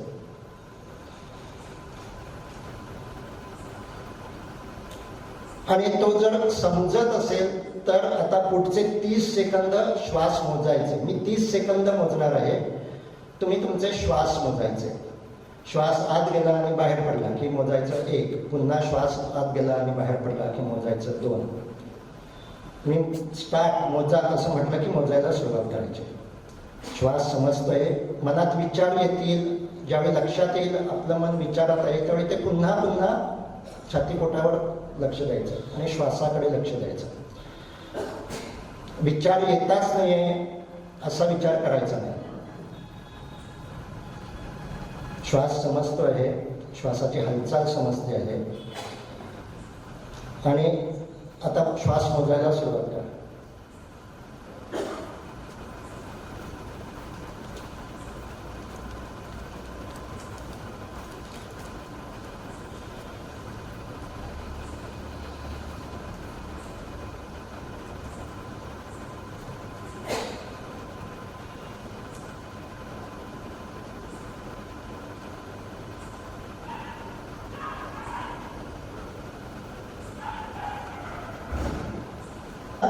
छान, डोळे बुडायला हरकत नाही. श्वास मोजता आले? असं कोणी आहे का की ज्याला एकही श्वास समजला नाही? असं असेल तर मला नंतर भेटा, आपल्याला त्यासाठी काही वेगळे उपाय करावे लागेल. पण जर सर्वांना श्वास समजला असेल आणि एक श्वास जरी समजला तरी सुद्धा तो खूप चांगला आहे. आता मी जे तुम्हाला ट्रेनिंग दिलं हे जे आता हे सगळं मॅनेज करतात गुगल कंपनीमध्ये शिकवलं जातं आणि तुम्ही जर आता त्याचं सर्च केलं तर त्याला त्यांनी नाव दिलं आहे 1 good breath in every hour. प्रत्येक तासामध्ये एक तरी श्वास समजायला हवा. जो श्वास समजतो, आता तुम्हाला जे काही 5 श्वास समजले असतील, 8 श्वास समजले असतील ते चांगले श्वास. प्रत्येक तासामध्ये एक श्वास समजायला हवा असं ते एक्झरसाइज गुगल कंपनीतल्या कर्मचाऱ्यांना सांगतात. 59 मिनिटं भरपूर प्लॅनिंग करायचं, विचार करायचं, जे काही मेंदूचं काम आहे ते करायचं आणि 1 मिनिट शांत बसायचं आणि स्वतःच्या श्वासाकडे लक्ष द्यायचं. त्यामध्ये एक श्वास जरी समजला तो गुड ब्रेथ, आणि ते असं शिकवतात की 1 good breath in every hour. तुम्ही 10 तास काम करत असाल तर प्रत्येक तासामध्ये 59 मिनिटं काम झालं की 1 मिनिट शांत बसायचं आणि एक श्वासाकडे लक्ष द्यायचं. ज्यावेळी तुम्ही श्वासाकडे लक्ष देता त्यावेळी तुम्ही मेंदूतल्या विचार करणाऱ्या भागाला विश्रांती देता. आज आपला प्रॉब्लेम असा झालेला आहे की आपण मेंदूतल्या विचार करणाऱ्या भागाला विश्रांतीच देत नाही, तो सतत काम करत असतो. याचं कारण असं म्हणजे आज इथे सुद्धा तुम्ही सगळ्या स्त्रिया मिक्सर वापरत असते. पूर्वी इथे घरात कदाचित अजूनही पाटा वरवंटा हा असेल. सो पूर्वीच्या स्त्रियांना बहिणाबाईंना हा एक्सरसाइज करण्याची गरज नव्हती, कारण त्या पाट्या वरवंट्यावर ती चटणी करत होत्या.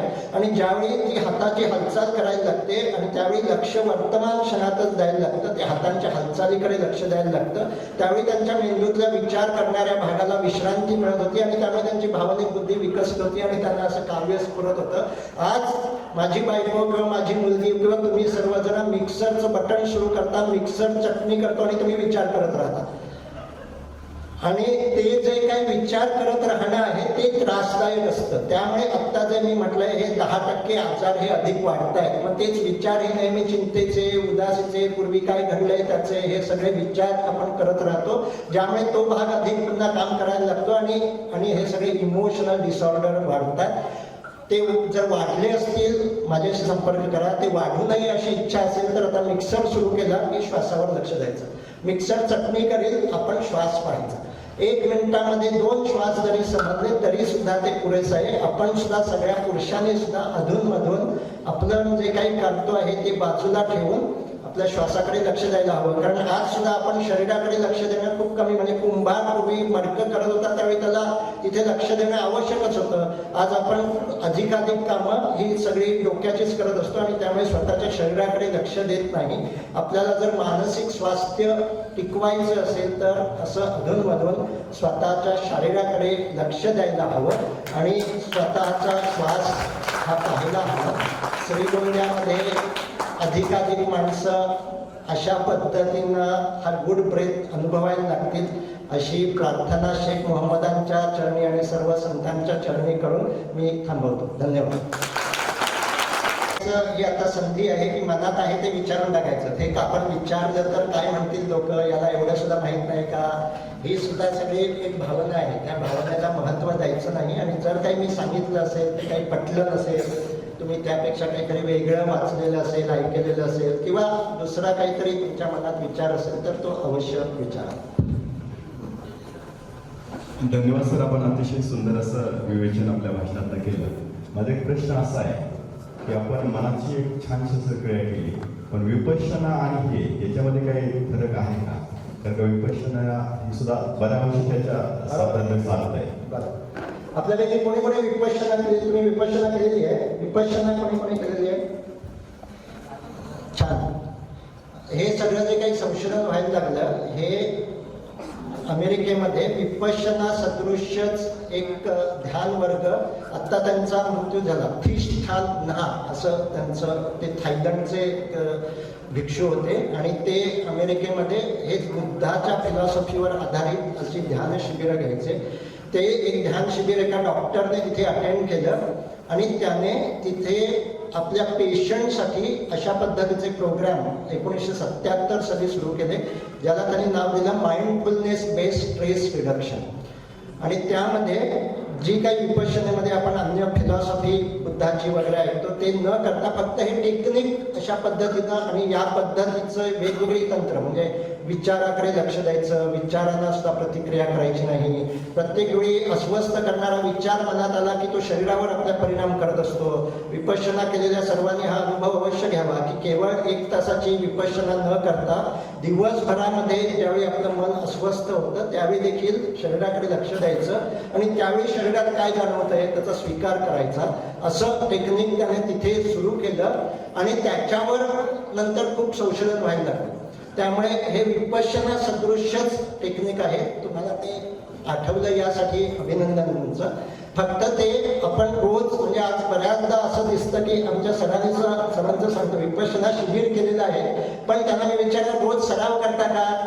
तर नाही. तर तुमच्यापैकी सर्वांना माझी अशी विनंती आहे की तिथे मी 5 विपश्यना शिबिरं 10 दिवसाची केलेली आहेत आणि तो सराव रोज करणं आवश्यक आहे. कारण आज न्यूरोप्लॅस्टिसिटी असं म्हणतात, आज जे न्यूरो सायंटिस्ट ते खूप छान लिहितात.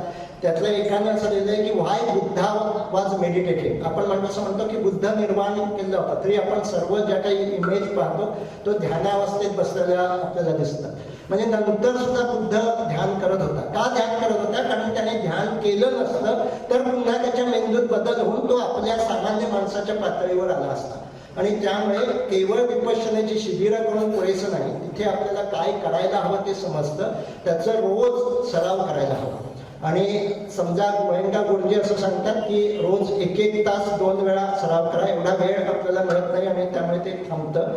आज न्यूरोसायन्स असं सांगतं की या सगळ्या ह्याच्यावर संशोधन झाल्यावर असं लक्षात आलंय, रोज 20 मिनिटं असा 2 महिने सराव केला आपल्या मेंदूत रचनात्मक बदल दिसतात.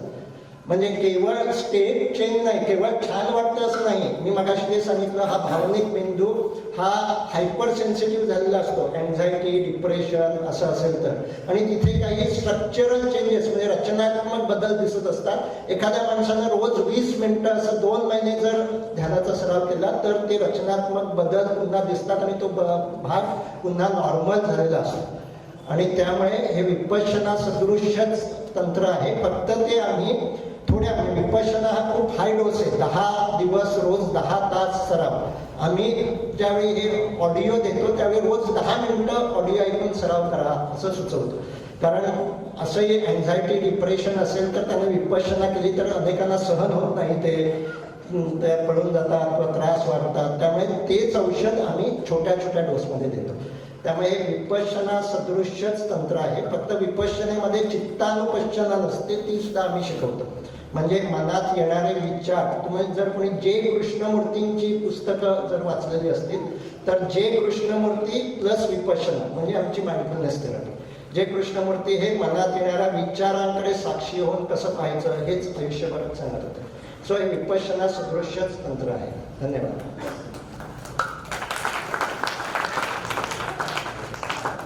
छान प्रश्न आहे हा, तोपर्यंत हा विचार. डॉक्टर साहेब धन्यवाद. नैसर्गिक कृतीपासून माणूस जितका दूर जाईल तितकी कृत्रिम बंधनं वाढत जातील, हे आपल्या व्याख्यानमालेतून आम्हाला समजलं. आम्ही इथे संयम शिकलो आणि ही काळाची गरज आहे. डॉक्टर साहेब धन्यवाद. थँक्यू. इथे एक छान प्रश्न आहे, विस्मरण होणे चांगले की वाईट?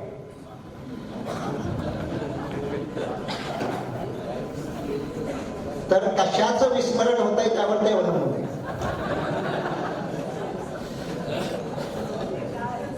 जे काही आपण वाचलं असेल, अभ्यासलं असेल त्याचं विस्मरण होत असेल तर तो प्रॉब्लेम आहे. म्हणजे MPSC मधल्या एखाद्या मुलाला जर असं होत असेल तर तो प्रॉब्लेम आहे. त्याने विस्मरणावर काम करायला हवं.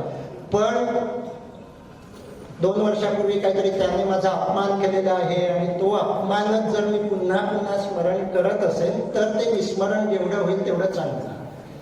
आणि ते आज मेंदूविज्ञानात ते सुद्धा लक्षात आलेलं आहे की आपल्याला असं जे काही एखाद्या माणसाशी, यांच्याशी माझं समजा जे काही नातं आहे हे आठवले की मला यांच्याशी झालेली भांडणच आधी आठवतात. चांगले जे काही त्यांच्याबरोबर क्षण मी घालवले असतील हे मला आठवतच नाही, कारण आपला मेंदूच निगेटिव्ह बायस्ड आहे, नकारात्मकतेकडे झुकलेला आहे. जे स्मरण आपल्याला वाईट गोष्टींचंच होत राहावं अशी आपल्या मेंदूची रचना आहे. असं का आहे? असं काही देवानं शिक्षा करायला म्हणून आपल्याला केलेलं नाहीये. पूर्वज ज्यावेळी आपले मगाशी जसं आपण गुहेत राहणारे पूर्वज तसे ज्यावेळी राहत होते त्यावेळी कुठे वाघ आहे हे लक्षात राहणं, हे कुठे फळं आहेत हे लक्षात राहण्यापेक्षा अधिक महत्वाचं होतं. आणि ज्यांच्या असं लक्षात राहत होतं ते पूर्वज जगले आणि त्यांचेच आपण सर्व वंशज आहोत. त्यामुळे वाईट गोष्टी ज्यांच्या लक्षात राहत होत्या त्याच पूर्वजांचे आपण वंशज आहोत. म्हणून आपला मेंदू हा नकारात्मकतेकडे झुकलेला आहे. पुन्हा नवरा बायकोंमध्ये असे संशोधन झालं आहे की एखाद्या नवऱ्याला असं वाटत असतं किंवा बायकोलाही वाटत असतं की त्यांना जे आवडत नाही अशी एखादी गोष्ट माझ्याकडून समजा घडली, माझ्या बायकोला जे आवडत नाही ते मी काहीतरी केलं की एक चांगली गोष्ट केली की ते इक्वल होईल, 1 असं वाटत असतं. पण हे गणित मानसशास्त्रामध्ये उपयोगी पडत नाही. तिथे असं अनेक जोडप्यांवर त्यांनी संशोधन केलं आणि असं लक्षात आलं की मी माझ्या बायकोला न आवडणारी एक वाईट कृती केली असेल तर ती थोडीशी न्यूट्रलाइज होण्यासाठी 5 चांगल्या गोष्टी कराव्या लागतात. म्हणजे एवढा माझा मेंदू किंवा सगळ्यांचाच मेंदू हा नकारात्मकतेकडे झुकलेला असतो. 5 पट जागा वाईट स्मृतींसाठी आपल्या मेंदूमध्ये आहे आणि त्यामुळे त्या गोष्टींचं विस्मरण करण्यासाठी मुद्दाम प्रयत्नपूर्वक मेहनत घ्यावी लागते. अन्यथा वाईट करायचं नाही आणि त्यावेळी विचार येऊ लागतात मनात. ते बहुसंख्य वाईटच असतात. याने मला कसं दुखवलं, याने कसा अपमान केला, त्याने माझी किंमत ठेवली नाही किंवा माझ्याकडे काहीच नाही, मला काहीच जमलेलं नाही, असे सगळे विचार येऊ लागतात. म्हणूनच आपण रिकामं बसत नाही. म्हणून असं म्हटलं जातं रिकामं मन सैतानाचं घर. पण हे सैतानाचं घर आपल्याच आतमध्ये आहे आणि ते स्वच्छ करायला हवं. ते जर स्वच्छ केलं नाही तर ते सैतानाचं घर आपला कब्जा घेतं आणि मग हे अँझायटी डिप्रेशन सुरू होतं. त्यामुळे ते जे काही विचार येतील त्या विचारांना सुद्धा हा नकारात्मक विचार अशी प्रतिक्रिया न करता ज्यावेळी भीतीचा विचार माझ्या मनात येतो त्यावेळी शरीरात काहीतरी बदल होतात. त्या विचारावर पुन्हा विचार करत राहायचं नाही, शरीरावर लक्ष द्यायचं आणि त्या भीतीमुळे शरीरात काय होत आहे त्याचा स्वीकार करायचा. ज्यावेळी हा सगळा सराव तुम्ही करू लागता त्यावेळी तुमच्या हे लक्षात येऊ लागतं की विचार येणं आणि विचार करणं यामध्ये फरक आहे. आता बऱ्याचदा मनात एक विचार येतो आणि त्यावर आपण विचार करू लागतो, पण आपण विचार करणं थांबवू शकतो, पण विचार येणं आपल्याला थांबवताच येत नाही. त्यामुळे विस्मरण जर आपल्याला करायचं असेल, वाईट गोष्टींचं विस्मरण करायचं असेल, त्याचे विचार आपल्या मनात येणार पण त्यावर आपण विचार करायचा नाही. ज्यावेळी आपण त्यावर पुन्हा विचार करतो याचं आठवण करायची नाही असाही ज्यावेळी विचार करतो त्यावेळी सुद्धा त्या विचाराला आपण पुन्हा महत्त्व देत असतो आणि त्यामुळे त्याचं स्मरण मेंदूमध्ये राहतं. म्हणजे काय की समजा आत्ता तुमच्या डोक्यामध्ये निळा हत्ती नाही, पण मी तुम्हाला असं सांगितलं की पुढल्या 1 मिनिटामध्ये निळा हत्ती असा विचार तुमच्या मनात येता नाही तर तो पुन्हा पुन्हा येणार. तुम्ही जे नको असं म्हणता तोच विचार आपल्या मनात येत असतो आणि त्यामुळे जे असे वाईट विचार येतात ते नको असं त्याला म्हणायचं नाही. ते वाईट विचार आले तरी त्यालापासून अलग व्हायचं, ज्याला मानसशास्त्रामध्ये आम्ही डिफ्युजन असं म्हणतो. जे काही आपल्याला विसरायचं आहे ते विचार मनात आले त्या विचारावर विचार करायचा नाही, केवळ त्या विचाराकडे पाहायचं. माझ्या मनात आता हा विचार आहे आणि त्यामुळे शरीरात काही बदल होत असतील त्याचा स्वीकार करायचा. असं ज्यावेळी आपण करतो त्यावेळी आपण ठरवू शकतो काय मला विस्मरण करायचं आणि काय स्मरणात ठेवायचं आणि त्यामुळे त्या दृष्टी स्मरण करायचं हे ठरवायचे आणि कोणते विचार स्मरणात ठेवायचे हे ठरवायचे. आपण निवडू शकतो काय स्मरणात ठेवायचं आणि काय विस्मरण करायचं. नमस्कार सर.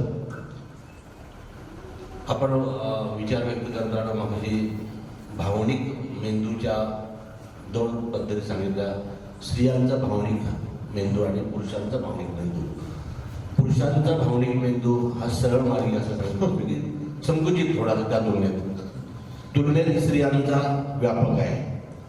मग सामाजिक जीवन जगत असताना पुरुषाच्या तुलनेमध्ये स्त्रिया थोड्या संकुचित का वागतात? तर मी एकूण मार्गाबद्दल नाही सांगितलं, मी फक्त दृष्टी म्हणजे जे काही दिसतं त्याबद्दल सांगितलं.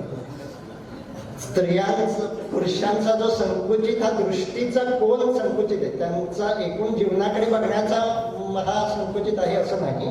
आपलं जो व्हिज्युअल आपल्याला काय दिसतं तर लांबचं अधिक चांगलं दिसतं, शेजारचं दिसत नाही. स्त्रियाला ते अधिक व्यापक दिसतं. आता तुमच्या म्हणतात की स्त्रिया मागे का आहेत किंवा दडबलेल्या का आहेत, एक तर पूर्वापार आपल्याकडे जी काही व्यवस्था होती त्याचा तो परिणाम असू शकेल आणि दुसरं म्हणजे मगाशी मी जे सांगितलं त्या स्वतःच्या भावनांवर जे काही नियंत्रण मिळवणं आवश्यक आहे हे स्त्रियांना पुरुषांच्या तुलनेत कठीण जातं आणि त्यामुळे त्यांच्या मनात सतत अशी भीती असते की मला काय म्हणतील, बाजूचे काय म्हणतील आणि त्याचा परिणाम म्हणून त्यांना तुम्ही जे म्हणताय ते आपल्या समाज जीवनामध्ये असं पाहायला मिळू शकतं. आपले आई वडील यांचे लहानपणापासून हातपाय दाबत असेल तर त्या मुलाचे हाताचं ॲक्युपंक्चर कितपत होतं. त्या आई वडिलांना त्याने हातपाय न दाबल्यास त्यांना लवकर झोप येत नाही पण त्याने हात दाबल्यास ते लवकर झोपी जातात. श्रीगोंदा येथे नवीन मानसोपचार केंद्र उभे स्थापन करता येतील का? त्यासाठी काय करावं? जर तुम्ही आधी म्हणजे असे हातपाय चेपून देत असाल तर आपण कौतुक करूया त्यांचं, टाळ्या वाजवून. की मी म्हटलं जसं श्रीगोंदा नगरीचं हे वैशिष्ट्य आहे की आई वडिलांचे जर हातपाय चेपून आपण देत असो, ॲक्युपंक्चरचा नाही फायदा झाला तरी अन्य खूप फायदे होते.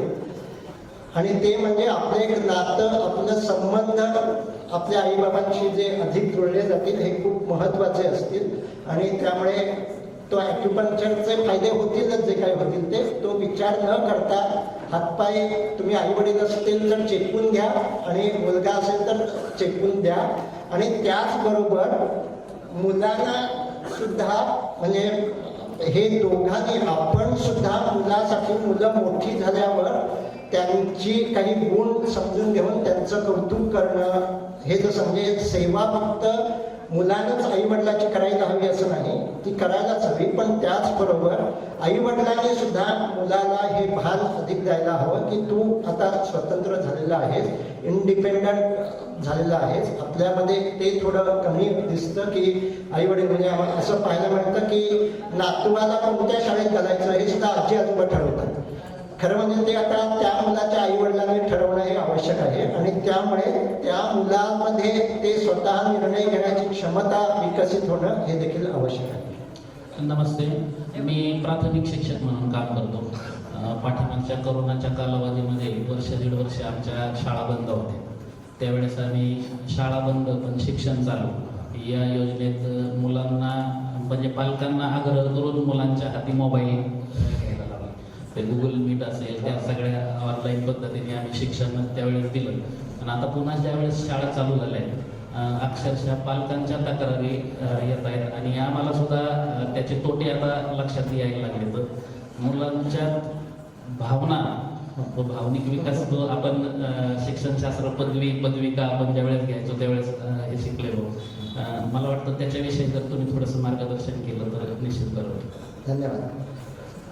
ही मोठी समस्या आज आहे आणि ती सगळीकडे जगभरात आहे की मुलांचा स्क्रीन टाईम, मुलं ते जे काही मोबाईल आणलं आहे हे आता अभ्यास त्याच्यावर नसला तरी अजून ते सांगतात त्याच्यावरच आमचा अभ्यास आहे, ते सगळं ते करत राहतात. आणि त्यामुळे त्याबद्दल मी असं काही रेडीमेड उत्तर देऊ शकत असं नाही, परंतु त्याबद्दल मुलांशी आपण हा संवाद साधायला हवा आणि त्यांना हळूहळू हे पटायला हवं की मी जेवढं मोबाईलवर अधिक राहील तेवढा त्याचा मला दुष्परिणाम होऊ शकतो. आणि त्यामुळे बाहेर खेळणं, अन्य काही गोष्टी करणं हे मुलांना त्यांना आतून समजायला हवं. आत्ता असं आपण उपदेश करून त्याचा काही त्यांना उपयोग होत नाही. त्यामुळे आम्ही असं म्हणतो की मुलांच्या भावना, बाळ तू मोबाईलवर का राहतो, आपण समजून घेतलंय का तो मोबाईलवर का राहतो, तर त्याच्यामधलं जग हे आजूबाजूच्या जगापेक्षा खूप आकर्षित करून घेणार आहे. तिथे खूप काहीतरी वेगवेगळे व्हिडिओ असतात, ते व्हिडिओ सुद्धा ते सलग पाहतात असं नाही. म्हणजे माझं युट्यूब चॅनेल आहे पण आम्हाला असं सांगितलं जातं 1.5 मिनिटच लोक व्हिडिओ पाहतात, 1.5 मिनिटात ते कंटाळतात. सो हा खूप मोठा प्रॉब्लेम आहे एकूणच आपल्या पुढच्या पिढीमध्ये.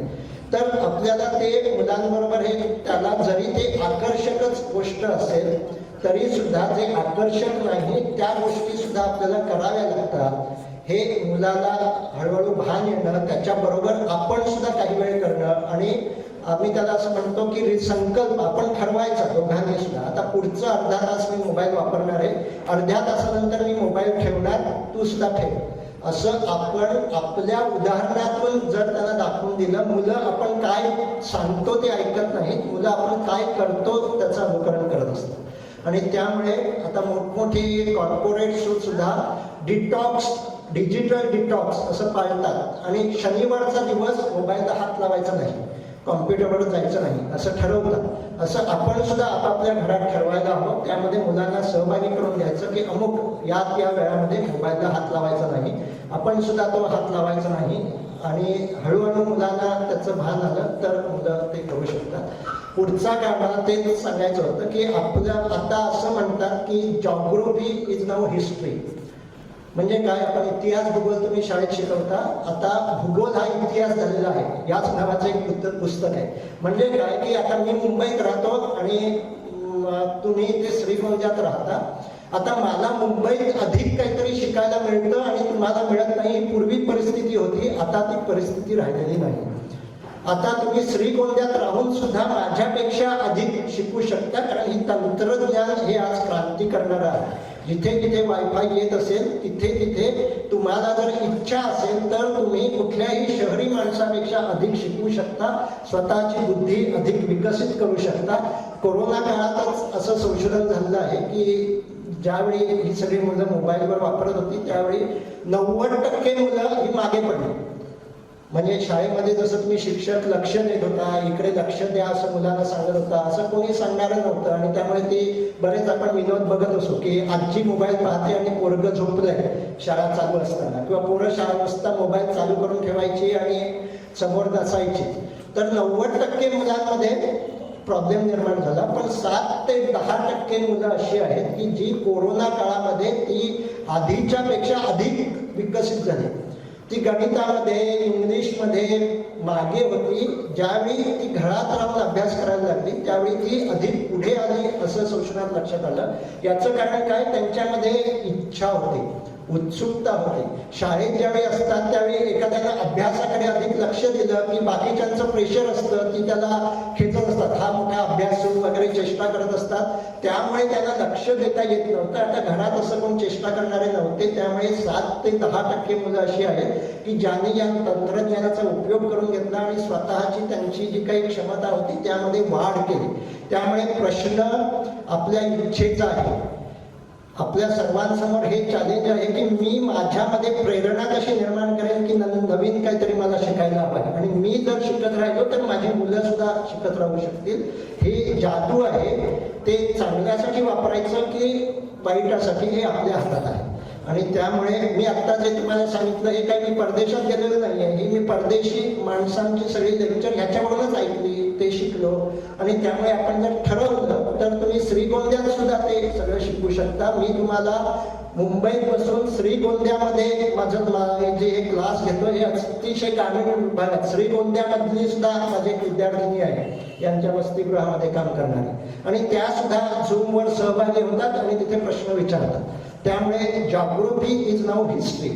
भूगोल हा इतिहास झालेला आहे. जर हे आपल्याकडे असेल तर त्याचा चांगल्यासाठी वापर करायचा की चुकीच्या दिशेनं हे आपल्या याच्यावर भावनिक बुद्धीवर अवलंबून आहे. पण मधल्या 30 सेकंदामध्ये आम्ही आमचे श्वास मोजले आणि मी 6 वेळा श्वास घेतला आणि सोडला. छान छान. तेव्हा जी एखादी आता माझ्यामध्ये रोज असं किमान 6 श्वास पहा. त्यावेळी तुम्ही तुमच्या मेंदूतल्या विचार करणाऱ्या भागाला विश्रांती द्या. त्यामुळे जसं विपश्यना एकदा करून उपयोग नाही तसं एकदा श्वास करून उपयोग नाही, रोज ते करावं अशी मी तुम्हाला. त्यावेळेस आपण जी आमच्यामध्ये एकाग्रता निर्माण केली त्याबद्दल धन्यवाद. या संपूर्ण जगामध्ये 2च छत्रपती आहेत, एक छत्रपती शिवाजी महाराज आणि दुसरे छत्रपती संभाजी महाराज. आणि ज्या श्रीगोंद्यामध्ये कर्मवीर भाऊराव पाटलांनी रयत शिक्षण संस्थेची शाखा सुरू करून आम्हा बहुजन मुलांना शिक्षणाची दारं उघडी करून दिली. त्यांनी जी प्रतिज्ञा केली होती ती न्यू इंग्लिश स्कूल शिरूर या ठिकाणी एका भिंतीवर लावलेली आहे. ती प्रतिज्ञा अशी आहे की जोपर्यंत महाराष्ट्रातला शेतकरी हा समृद्ध होत नाही तोपर्यंत मी माझ्या दाढीचे आणि डोक्याचे केस कापणार नाही आणि पायात चप्पल घालणार नाही. शेवटपर्यंत ते अनवाणी राहिले. शेवटपर्यंत त्यांनी डोक्याची केस काढली नाही. आणि आता मात्र असं होतंय की विदर्भ मराठवाड्यामध्ये अनेक शेतकऱ्यांच्या आत्महत्या होतात. आपला जो भावनिक बुद्धीचा सर आपले प्रश्न आहे. धन्यवाद सर, तुम्ही खूप मोलाचं मार्गदर्शन केले. माझा एक साधा सोपा प्रश्न आहे. आपण सकाळी सुरुवात करताना एखादी गोष्ट मनाशी ठरवतो की आपल्याला हे काम करायचं किंवा एका तासात आपल्याला करायचं. ॲक्च्युली मी पोस्ट ऑफिसमध्ये काम करतो गोष्ट करून. ज्यावेळेस मी लोकांशी डील करतो तर मी खूप शांत पद्धतीने डील करतो. शांत, ओके सर ठीक आहे सर तुमचं काम होतं. पण ज्यावेळेस मी माझ्या स्वतःशी डील करतो, मला 1 तासात हे काम करायचं आहे, त्यावेळेस माझ्याकडे ते काम होत नाही. कदाचित मला कोणाचा ते कॉल येतो, कदाचित एखादा माझा मित्र माझ्यासोबत येतो आणि त्यावेळेस मला ते काम पुढे ढकलतं 1 तास. पण त्यावेळेचा जो 1 तास पुढचा तो टाईम असतो त्यावेळेस माझ्या मनाची चिडचिड होते खूप की माझ्याकडून काम होत नाही, तेच त्या सिच्युएशन कसं डील केलं पाहिजे याचं मला मार्गदर्शन. छान, धन्यवाद. शेतकऱ्यांच्या प्रश्नाबद्दल मला असं वाटतं की आपण सर्वांनी मिळून त्यासाठी काम करायला हवं. तो जसा डिप्रेशनचा प्रश्न आहे तसाच आर्थिक गोष्टीचा असा प्रश्न आहे. म्हणजे ते तुम्ही उल्लेख केलेला आहे. शेतकरी समृद्ध होण्यासाठी जे काही करता येईल ते आपण सर्वांनी करायला हवं. केवळ श्वासाकडे लक्ष देऊन तो समृद्ध होईल का? नाही होणार समृद्ध. श्वासाकडे लक्ष देऊन जरी एखाद्या वेळी दुष्काळ पडला तरी सुद्धा जी येणारी अस्वस्थता आहे, कर्जबाजारीपणा आहे, त्याला सामोरं जाण्याची ताकद त्यामध्ये निर्माण होते. खूप व्यावहारिक गोष्ट सांगितली आहे. आता त्यावेळी 2 गोष्टी तुम्हाला करता येऊ शकतात. एक म्हणजे ज्यावेळी तुम्ही असं ठरवलं आहे की पुढल्या 1 तासामध्ये हे करायचं आणि त्यावेळी ते 1 तासामध्ये न करण्याच्या 2 कारणं असतात. एक तर आपलंच प्रायोरिटी आपली काहीतरी बदलते, दुसरं काहीतरी महत्त्वाची गोष्ट येते आणि त्यामुळे आपण ते करू लागतो. किंवा तुम्ही म्हणालात तसं दुसरं कोणतरी मित्र येतो आणि त्यामुळे आपल्याला ते करता येतं.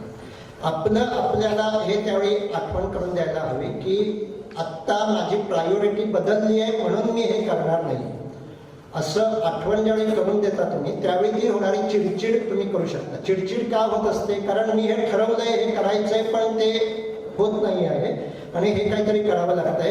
हे जर महत्वाचं आहे तर हे महत्वाचं नाही आहे म्हणून मी ते करतोय. जर ते महत्वाचं नसेल, म्हणजे मित्र समजा आला आणि उगाच टाइमपास करायला लागला, तर त्याला हे सांगायला लागेल की मित्रा जरा थांब, मला आधी ही महत्वाची गोष्ट करायची आहे.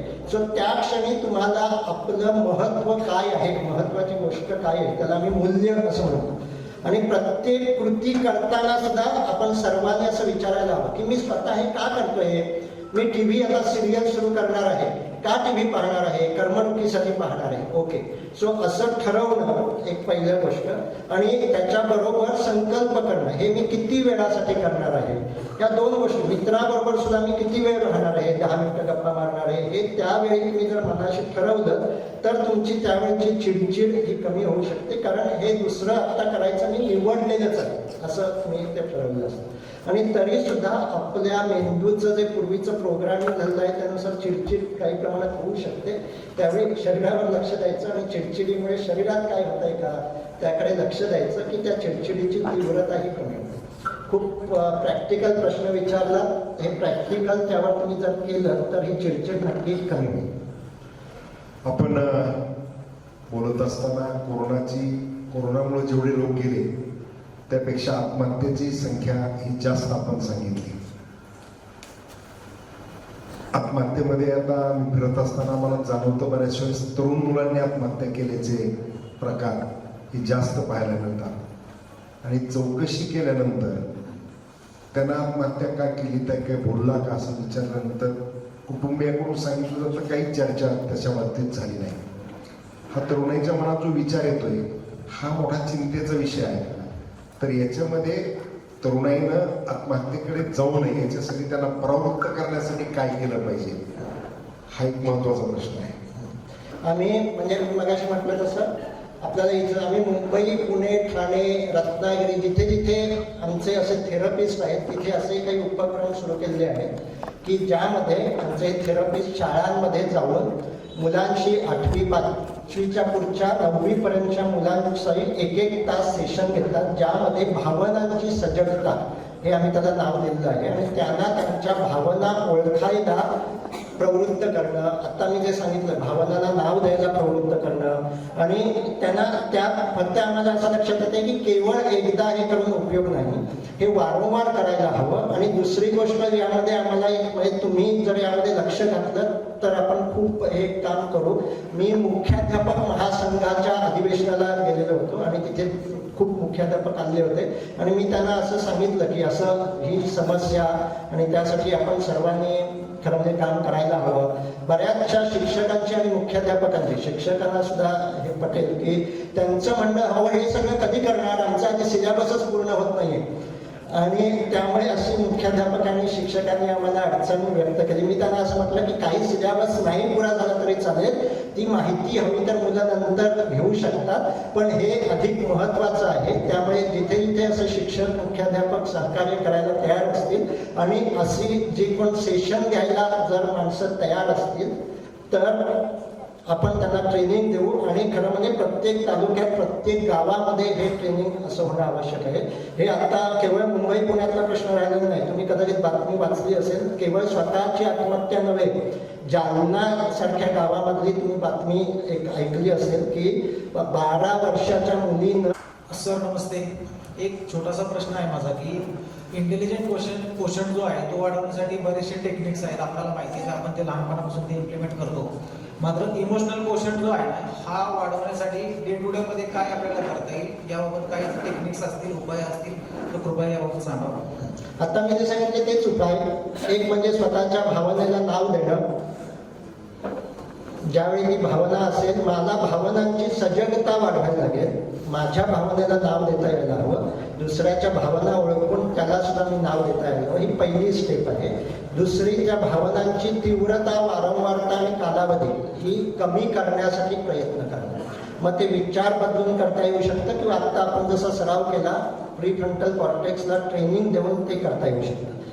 आणि त्यामुळे आत्ता पुन्हा मेंदू संशोधनात असं लक्षात आलेलं आहे की मगाशी मी जे सांगितलं, ज्यावेळी मला खूप राग आलेला असतो, मी रागाच्या भरात मी काही बोलतो आहे त्याचं भान नसतं, त्यावेळी माझ्या मेंदूचा स्कॅन केला तर हाच मेंदू फक्त सक्रिय असतो, प्रीफ्रंटल कॉर्टेक्स झोपलेला असतो. या उलट मला राग आलेला आहे पण शिवाजी महाराजांसारखा राग आहे, म्हणजे मी लगेच प्रतापराव गुर्जरांसारखा धावत जात नाही आहे, असं जर माझी स्थिती असेल, गांधीजींसारखा राग आहे अशी जर स्थिती असेल, त्यावेळी माझ्या मेंदूचा स्कॅन केला तर भावनिक मेंदू सक्रिय असतो, पण त्याचबरोबर प्रीफ्रंटल कॉर्टेक्स सक्रिय असतो. त्यामुळे भावनिक बुद्धी विकसित करण्याचं तंत्र म्हणजे प्रीफ्रंटल कॉर्टेक्सला एक्झरसाइज देणं. आणि आता आपण जे केलं ते हे अगदी आत्ता आपण फक्त पहिली पाऊल, ह्याचे खूप पुढच्या स्टेप्स आहेत. विपश्यना शिबिर करणं, त्याचा सराव करणं, हे सगळं मोफत खरं म्हणजे उपलब्ध आहे, ते करू शकता किंवा आमच्याशी संपर्क साधू शकता. आम्ही पैसे घेऊन ते शिकवतो, कारण तोच आमचा व्यवसाय आहे. त्यामुळे भावनिक बुद्धी विकसित करण्यासाठी प्रीफ्रंटल कॉर्टेक्सला एक्झरसाइज देणं हे खूप आवश्यक आहे.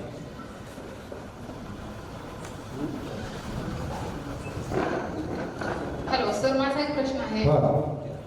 मी एक प्राथमिक शिक्षिका आहे आणि आपण मानवी मेंदूचा अभ्यास करत आहात. आपण आता बोलताना असं सांगितलं की मुलांचा मेंदू हा 6 वर्षापर्यंत विकसित होत नाही, भावनिक असेल किंवा कुठलाही असेल.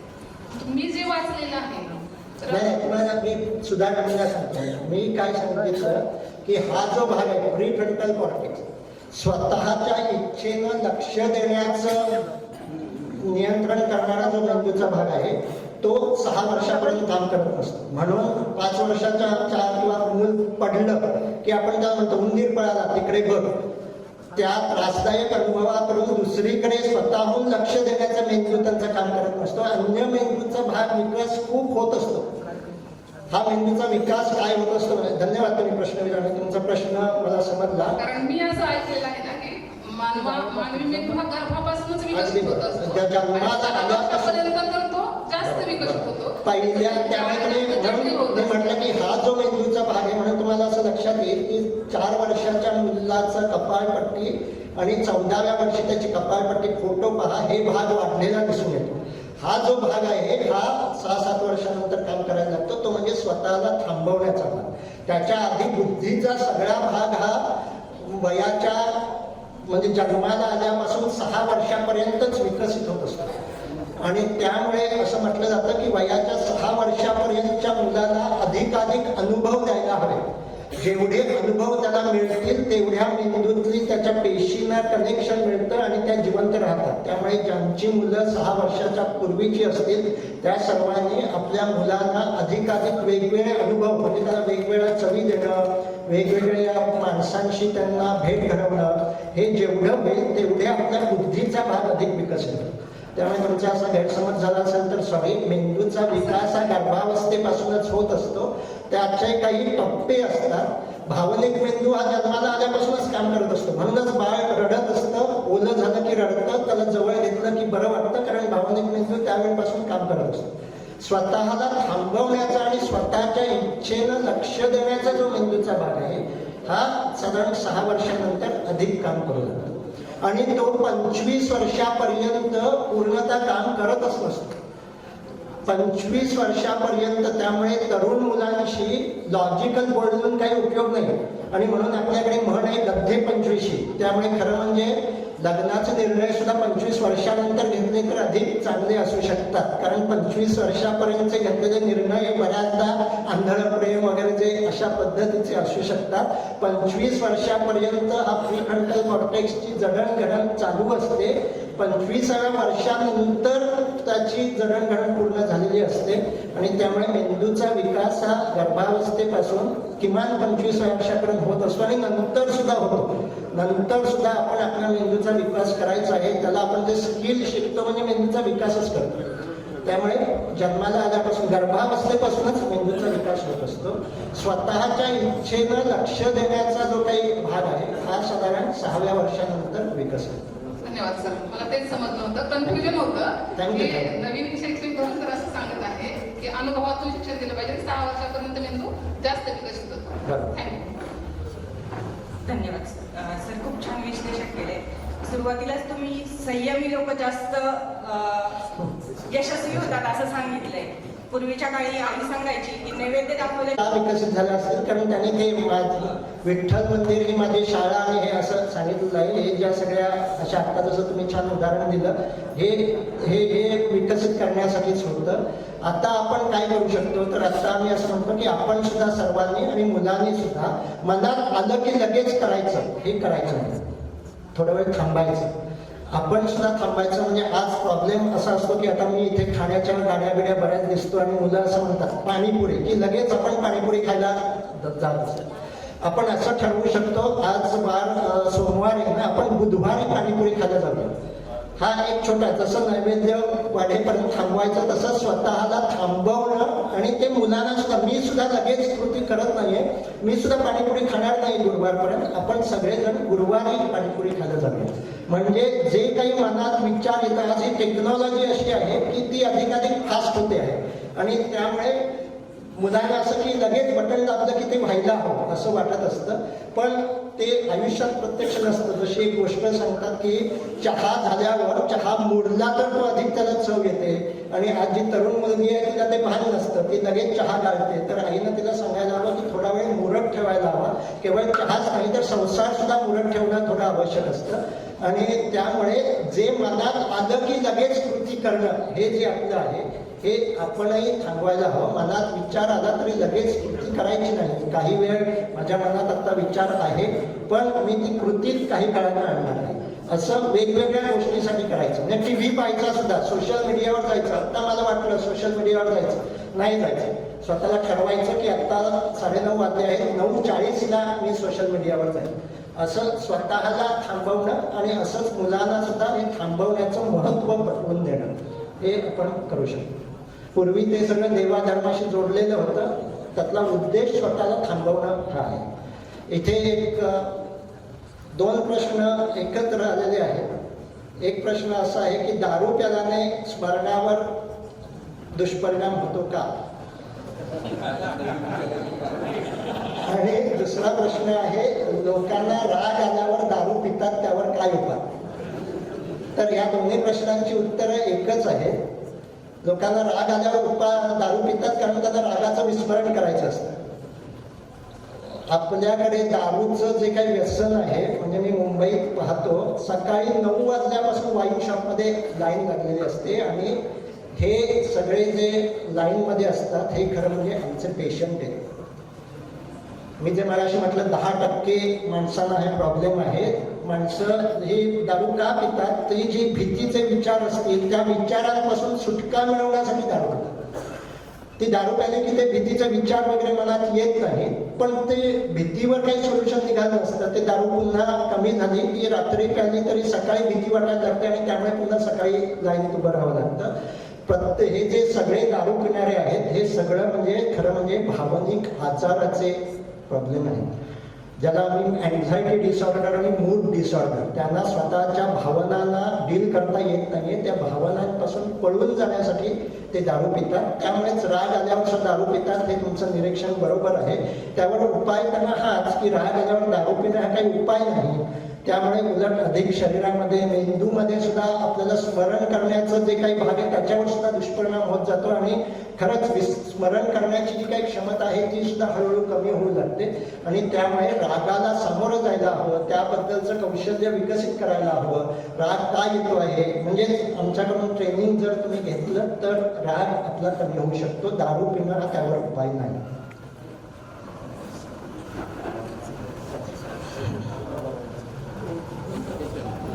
खूप खूप धन्यवाद. तुम्ही सर्वांनी या विषयामध्ये इतका रस घेतला. मी मगाशी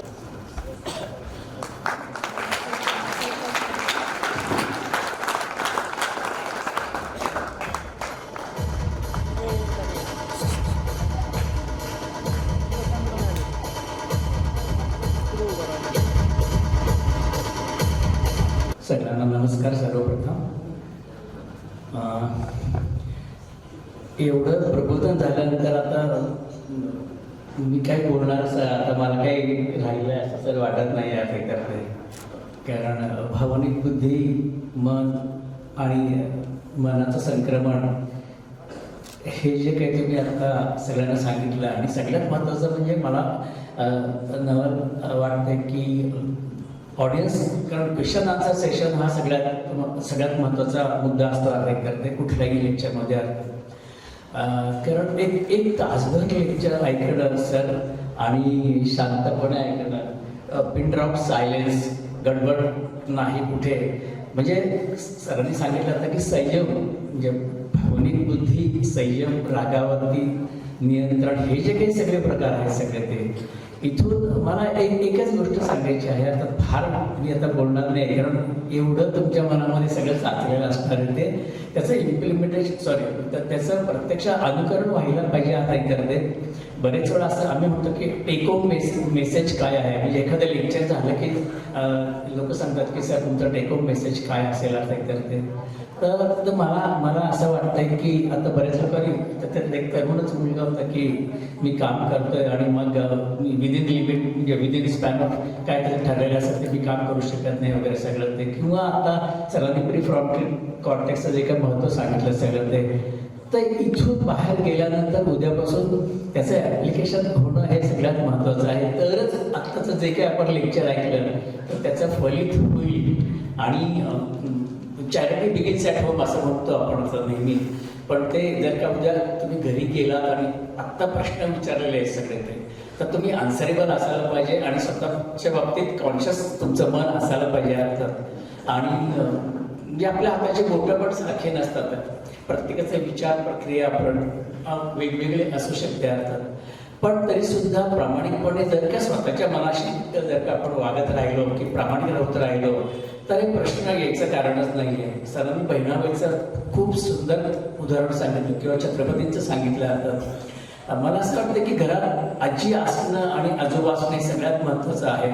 सर आता म्हटले की ही सर सामाजिक समस्या आहे, तर ती या लहानपणापासून जर का मुलांच्या मनावरती आपण सतत बिंबत गेलो एखादी गोष्ट अर्थात तर ती चांगल्या प्रकारे म्हणजे पूर्ण बाहेर येऊ शकते मुलांच्या मधून सगळं ते.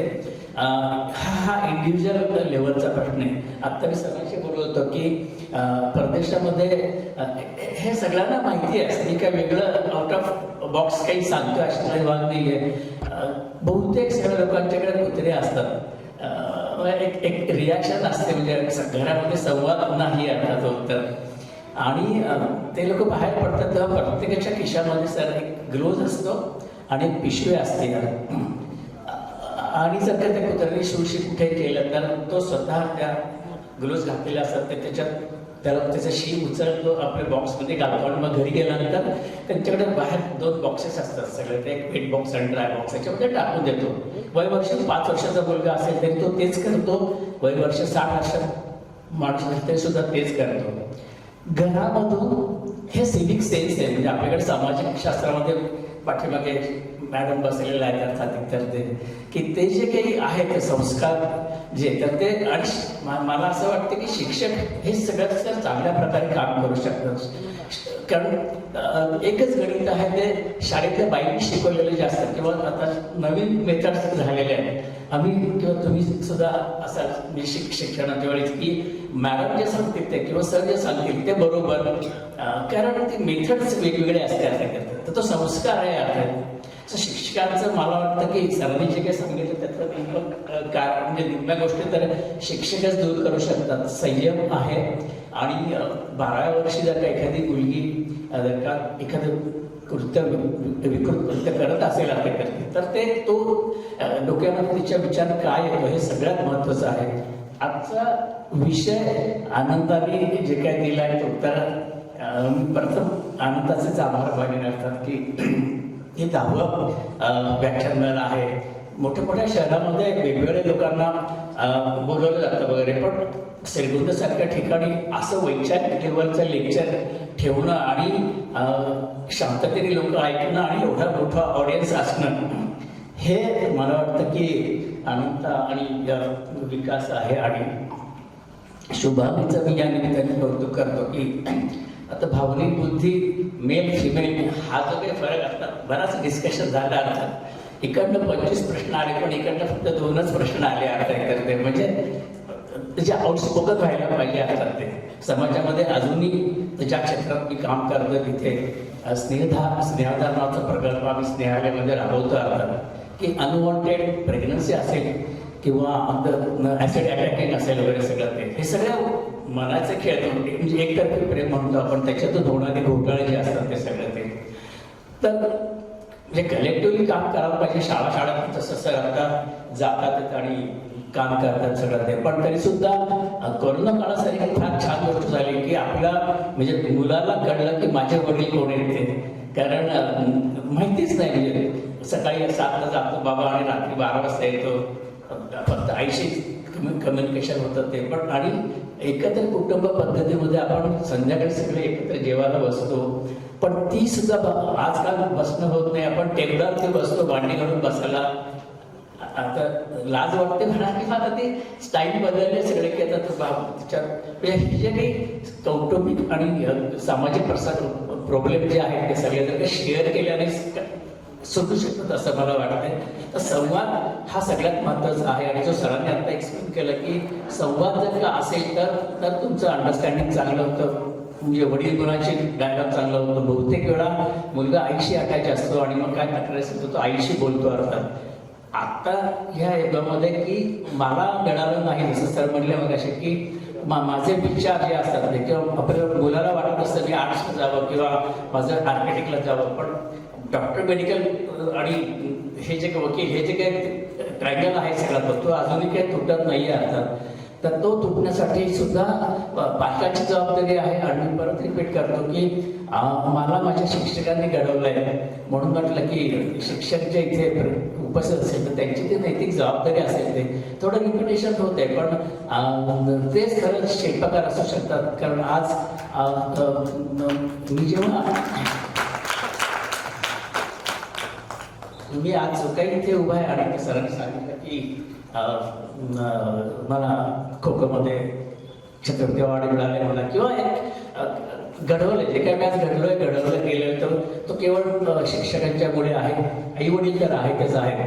सगळ्यांना प्रार्थना आहे की तुम्ही सेवाभावी संस्थांमध्ये मुलांना घेऊन जा, चांगले संस्कार तिथेच होऊ शकतात. तुम्ही आनंदाकडे जर का गेला 100 मुलांचा आज तो संगोपन करतोय, इतक्या लोकांचं मेंटेन करायचं, प्रत्येकाचं बिहेवियर पॅटर्न वेगवेगळं असतं ते सगळं सांभाळतं व्यवस्थित. त्यांच्या आईवडील सगळ्यात त्याच्याकडे सगळे जे विद्यार्थी आहेत ते सगळे फासेपारधी मुलं आहेत. रस्त्यावर हिंडणारी मुलं सगळे आईबापाचा पत्ता नसतो की बाबाला माहिती नाही की मला किती पोरं आहेत ते. तर हे जे सगळं भावनिक कल्लोळ आहे तर तो आनंद आणि शुभांगी आणि विकास हे त्रिमूर्ती म्हणतो मी अर्थात आणि अभिमानाने सांगतो की त्यांनी जे काही 100 मुलं घडवतात प्रत्येक वर्षी तिच्याकडे वेटिंग लिस्ट आहे. सो आता लेडीज हॉस्टेल पण आपण बांधतोय तिथे अर्थात. तर हे सगळं जे करतो म्हणजे आधी सांगितलं आणि मग केलं असं आनंदाचं काम आहे. तर मी त्याला शुभेच्छा व्यक्त करतो आणि परत एकदा सगळं श्रीगोंदेकर इथे जेवढे प्रेक्षक उपस्थित आहेत दरवर्षी प्रत्येक वर्षी संख्या वाढते आणि अशा प्रकारचे चांगल्या प्रकारचे जे लेक्चर्स आहेत तिथे ऑर्गनाईज केले जातात त्याबद्दल मी बाबा संस्थेचं मनापासून स्वागत करतो. धन्यवाद आणि इथेच थांबतो. ठरवलेलं होतं परंतु शेवटी आभारासाठी आणि आभाराचं भाषण सांगितलं. मी भाषण करणार नाही, मी फक्त आभार प्रदर्शन करणार आहे. महामानव बाबा आमटे आणि ते थांबत नसतं. बाबा आमटे सेवा संस्था श्रीगोंदा या संस्थेच्या वतीनं प्रबोधन व्याख्यानमाला याचं पहिलं पुष्प फुंकण्यासाठी आज डॉक्टर यश मालवणकर यांना यांना आपण बोलवलं. त्यांनी खूप चांगल्या पद्धतीनं आज विषयाची मांडणी केलेली आहे. खरं तर जसं अध्यक्ष महोदयांनी सांगितलं तसं व्याख्यान झालं आणि त्याच्यानंतर जे प्रश्न विचारले गेले ते सगळ्यात महत्त्वाचं आहे. आणि सगळ्यांनी एकरूप होऊन त्या ठिकाणी डॉक्टर साहेबांनी मांडलेले विचार या ठिकाणी ऐकलेले आहेत. मी या ठिकाणी डॉक्टर साहेबांचं अंतःकरणापासून मी आभार मानतो की खूप चांगल्या पद्धतीनं या ठिकाणी विषयाची मांडणी झालेली. खरं तर आपला विषय ऐकलेलं होतं, परंतु आपल्याला ऐकण्याचा योग आलेला नव्हता. त्याबद्दल मी आपले अंतःकरणापासून आभार मानतो. अध्यक्ष साहेबांचे आभार मानतो, डॉक्टर खामकर साहेबांचे आभार मानतो. आणि या ठिकाणी उपस्थितांचे सगळ्यांचे आभार मानत असतानाच सगळ्यांनी या ठिकाणी या चर्चेत प्रश्नोत्तरामध्ये भाग घेतला त्यांचे देखील सगळ्यांचे आभार मानतो. आणि या ठिकाणी मी एक विनंती करेन की समोर बसण्यासाठी ज्या खुर्च्या सगळ्यांसाठी ठेवलेल्या आहेत, मला असं वाटतं की व्यासपीठावरती बसणाऱ्या प्रमुखांसाठी सुद्धा खुर्च्या ठेवल्या पाहिजे. कारण त्यांना असं बसवणं हे एक प्रकारची आपण शिक्षा देतो असं मला वाटतं. त्यामुळे माझी विनंती उद्यापासून एवढी अनंता आपण दुरुस्ती करावी. आणि महामानव बाबा आमटे संस्थेच्या सगळ्या अनंत झेंडे असतील, शुभागीते असतील, सर्वांचे अंतःकरणापासून आपण ही व्याख्यान मला सुरू केली त्याच्याबद्दल त्यांचे देखील आभार मानतो. या ठिकाणी थांबतो. आपण आपल्या हातातून टाळ्यांची पाठवून ताईंचे इथे यशस्वी स्वागत केलेले. ताईंच्या समवेत आजचे अध्यक्ष आहेत त्रिवार अभिवादन. मी ताईंना विनंती करतो की आपण दीप प्रज्वलन करावं. आपल्या समवेत आमचे आजचे अध्यक्ष संधी देणार आहोत.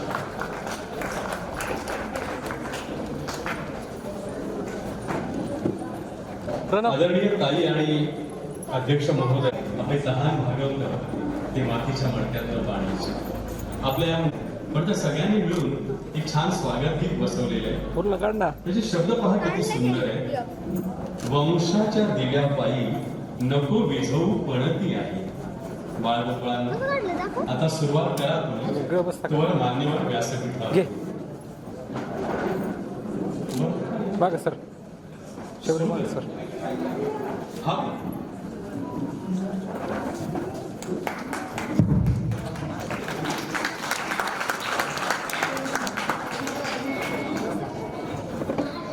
घे.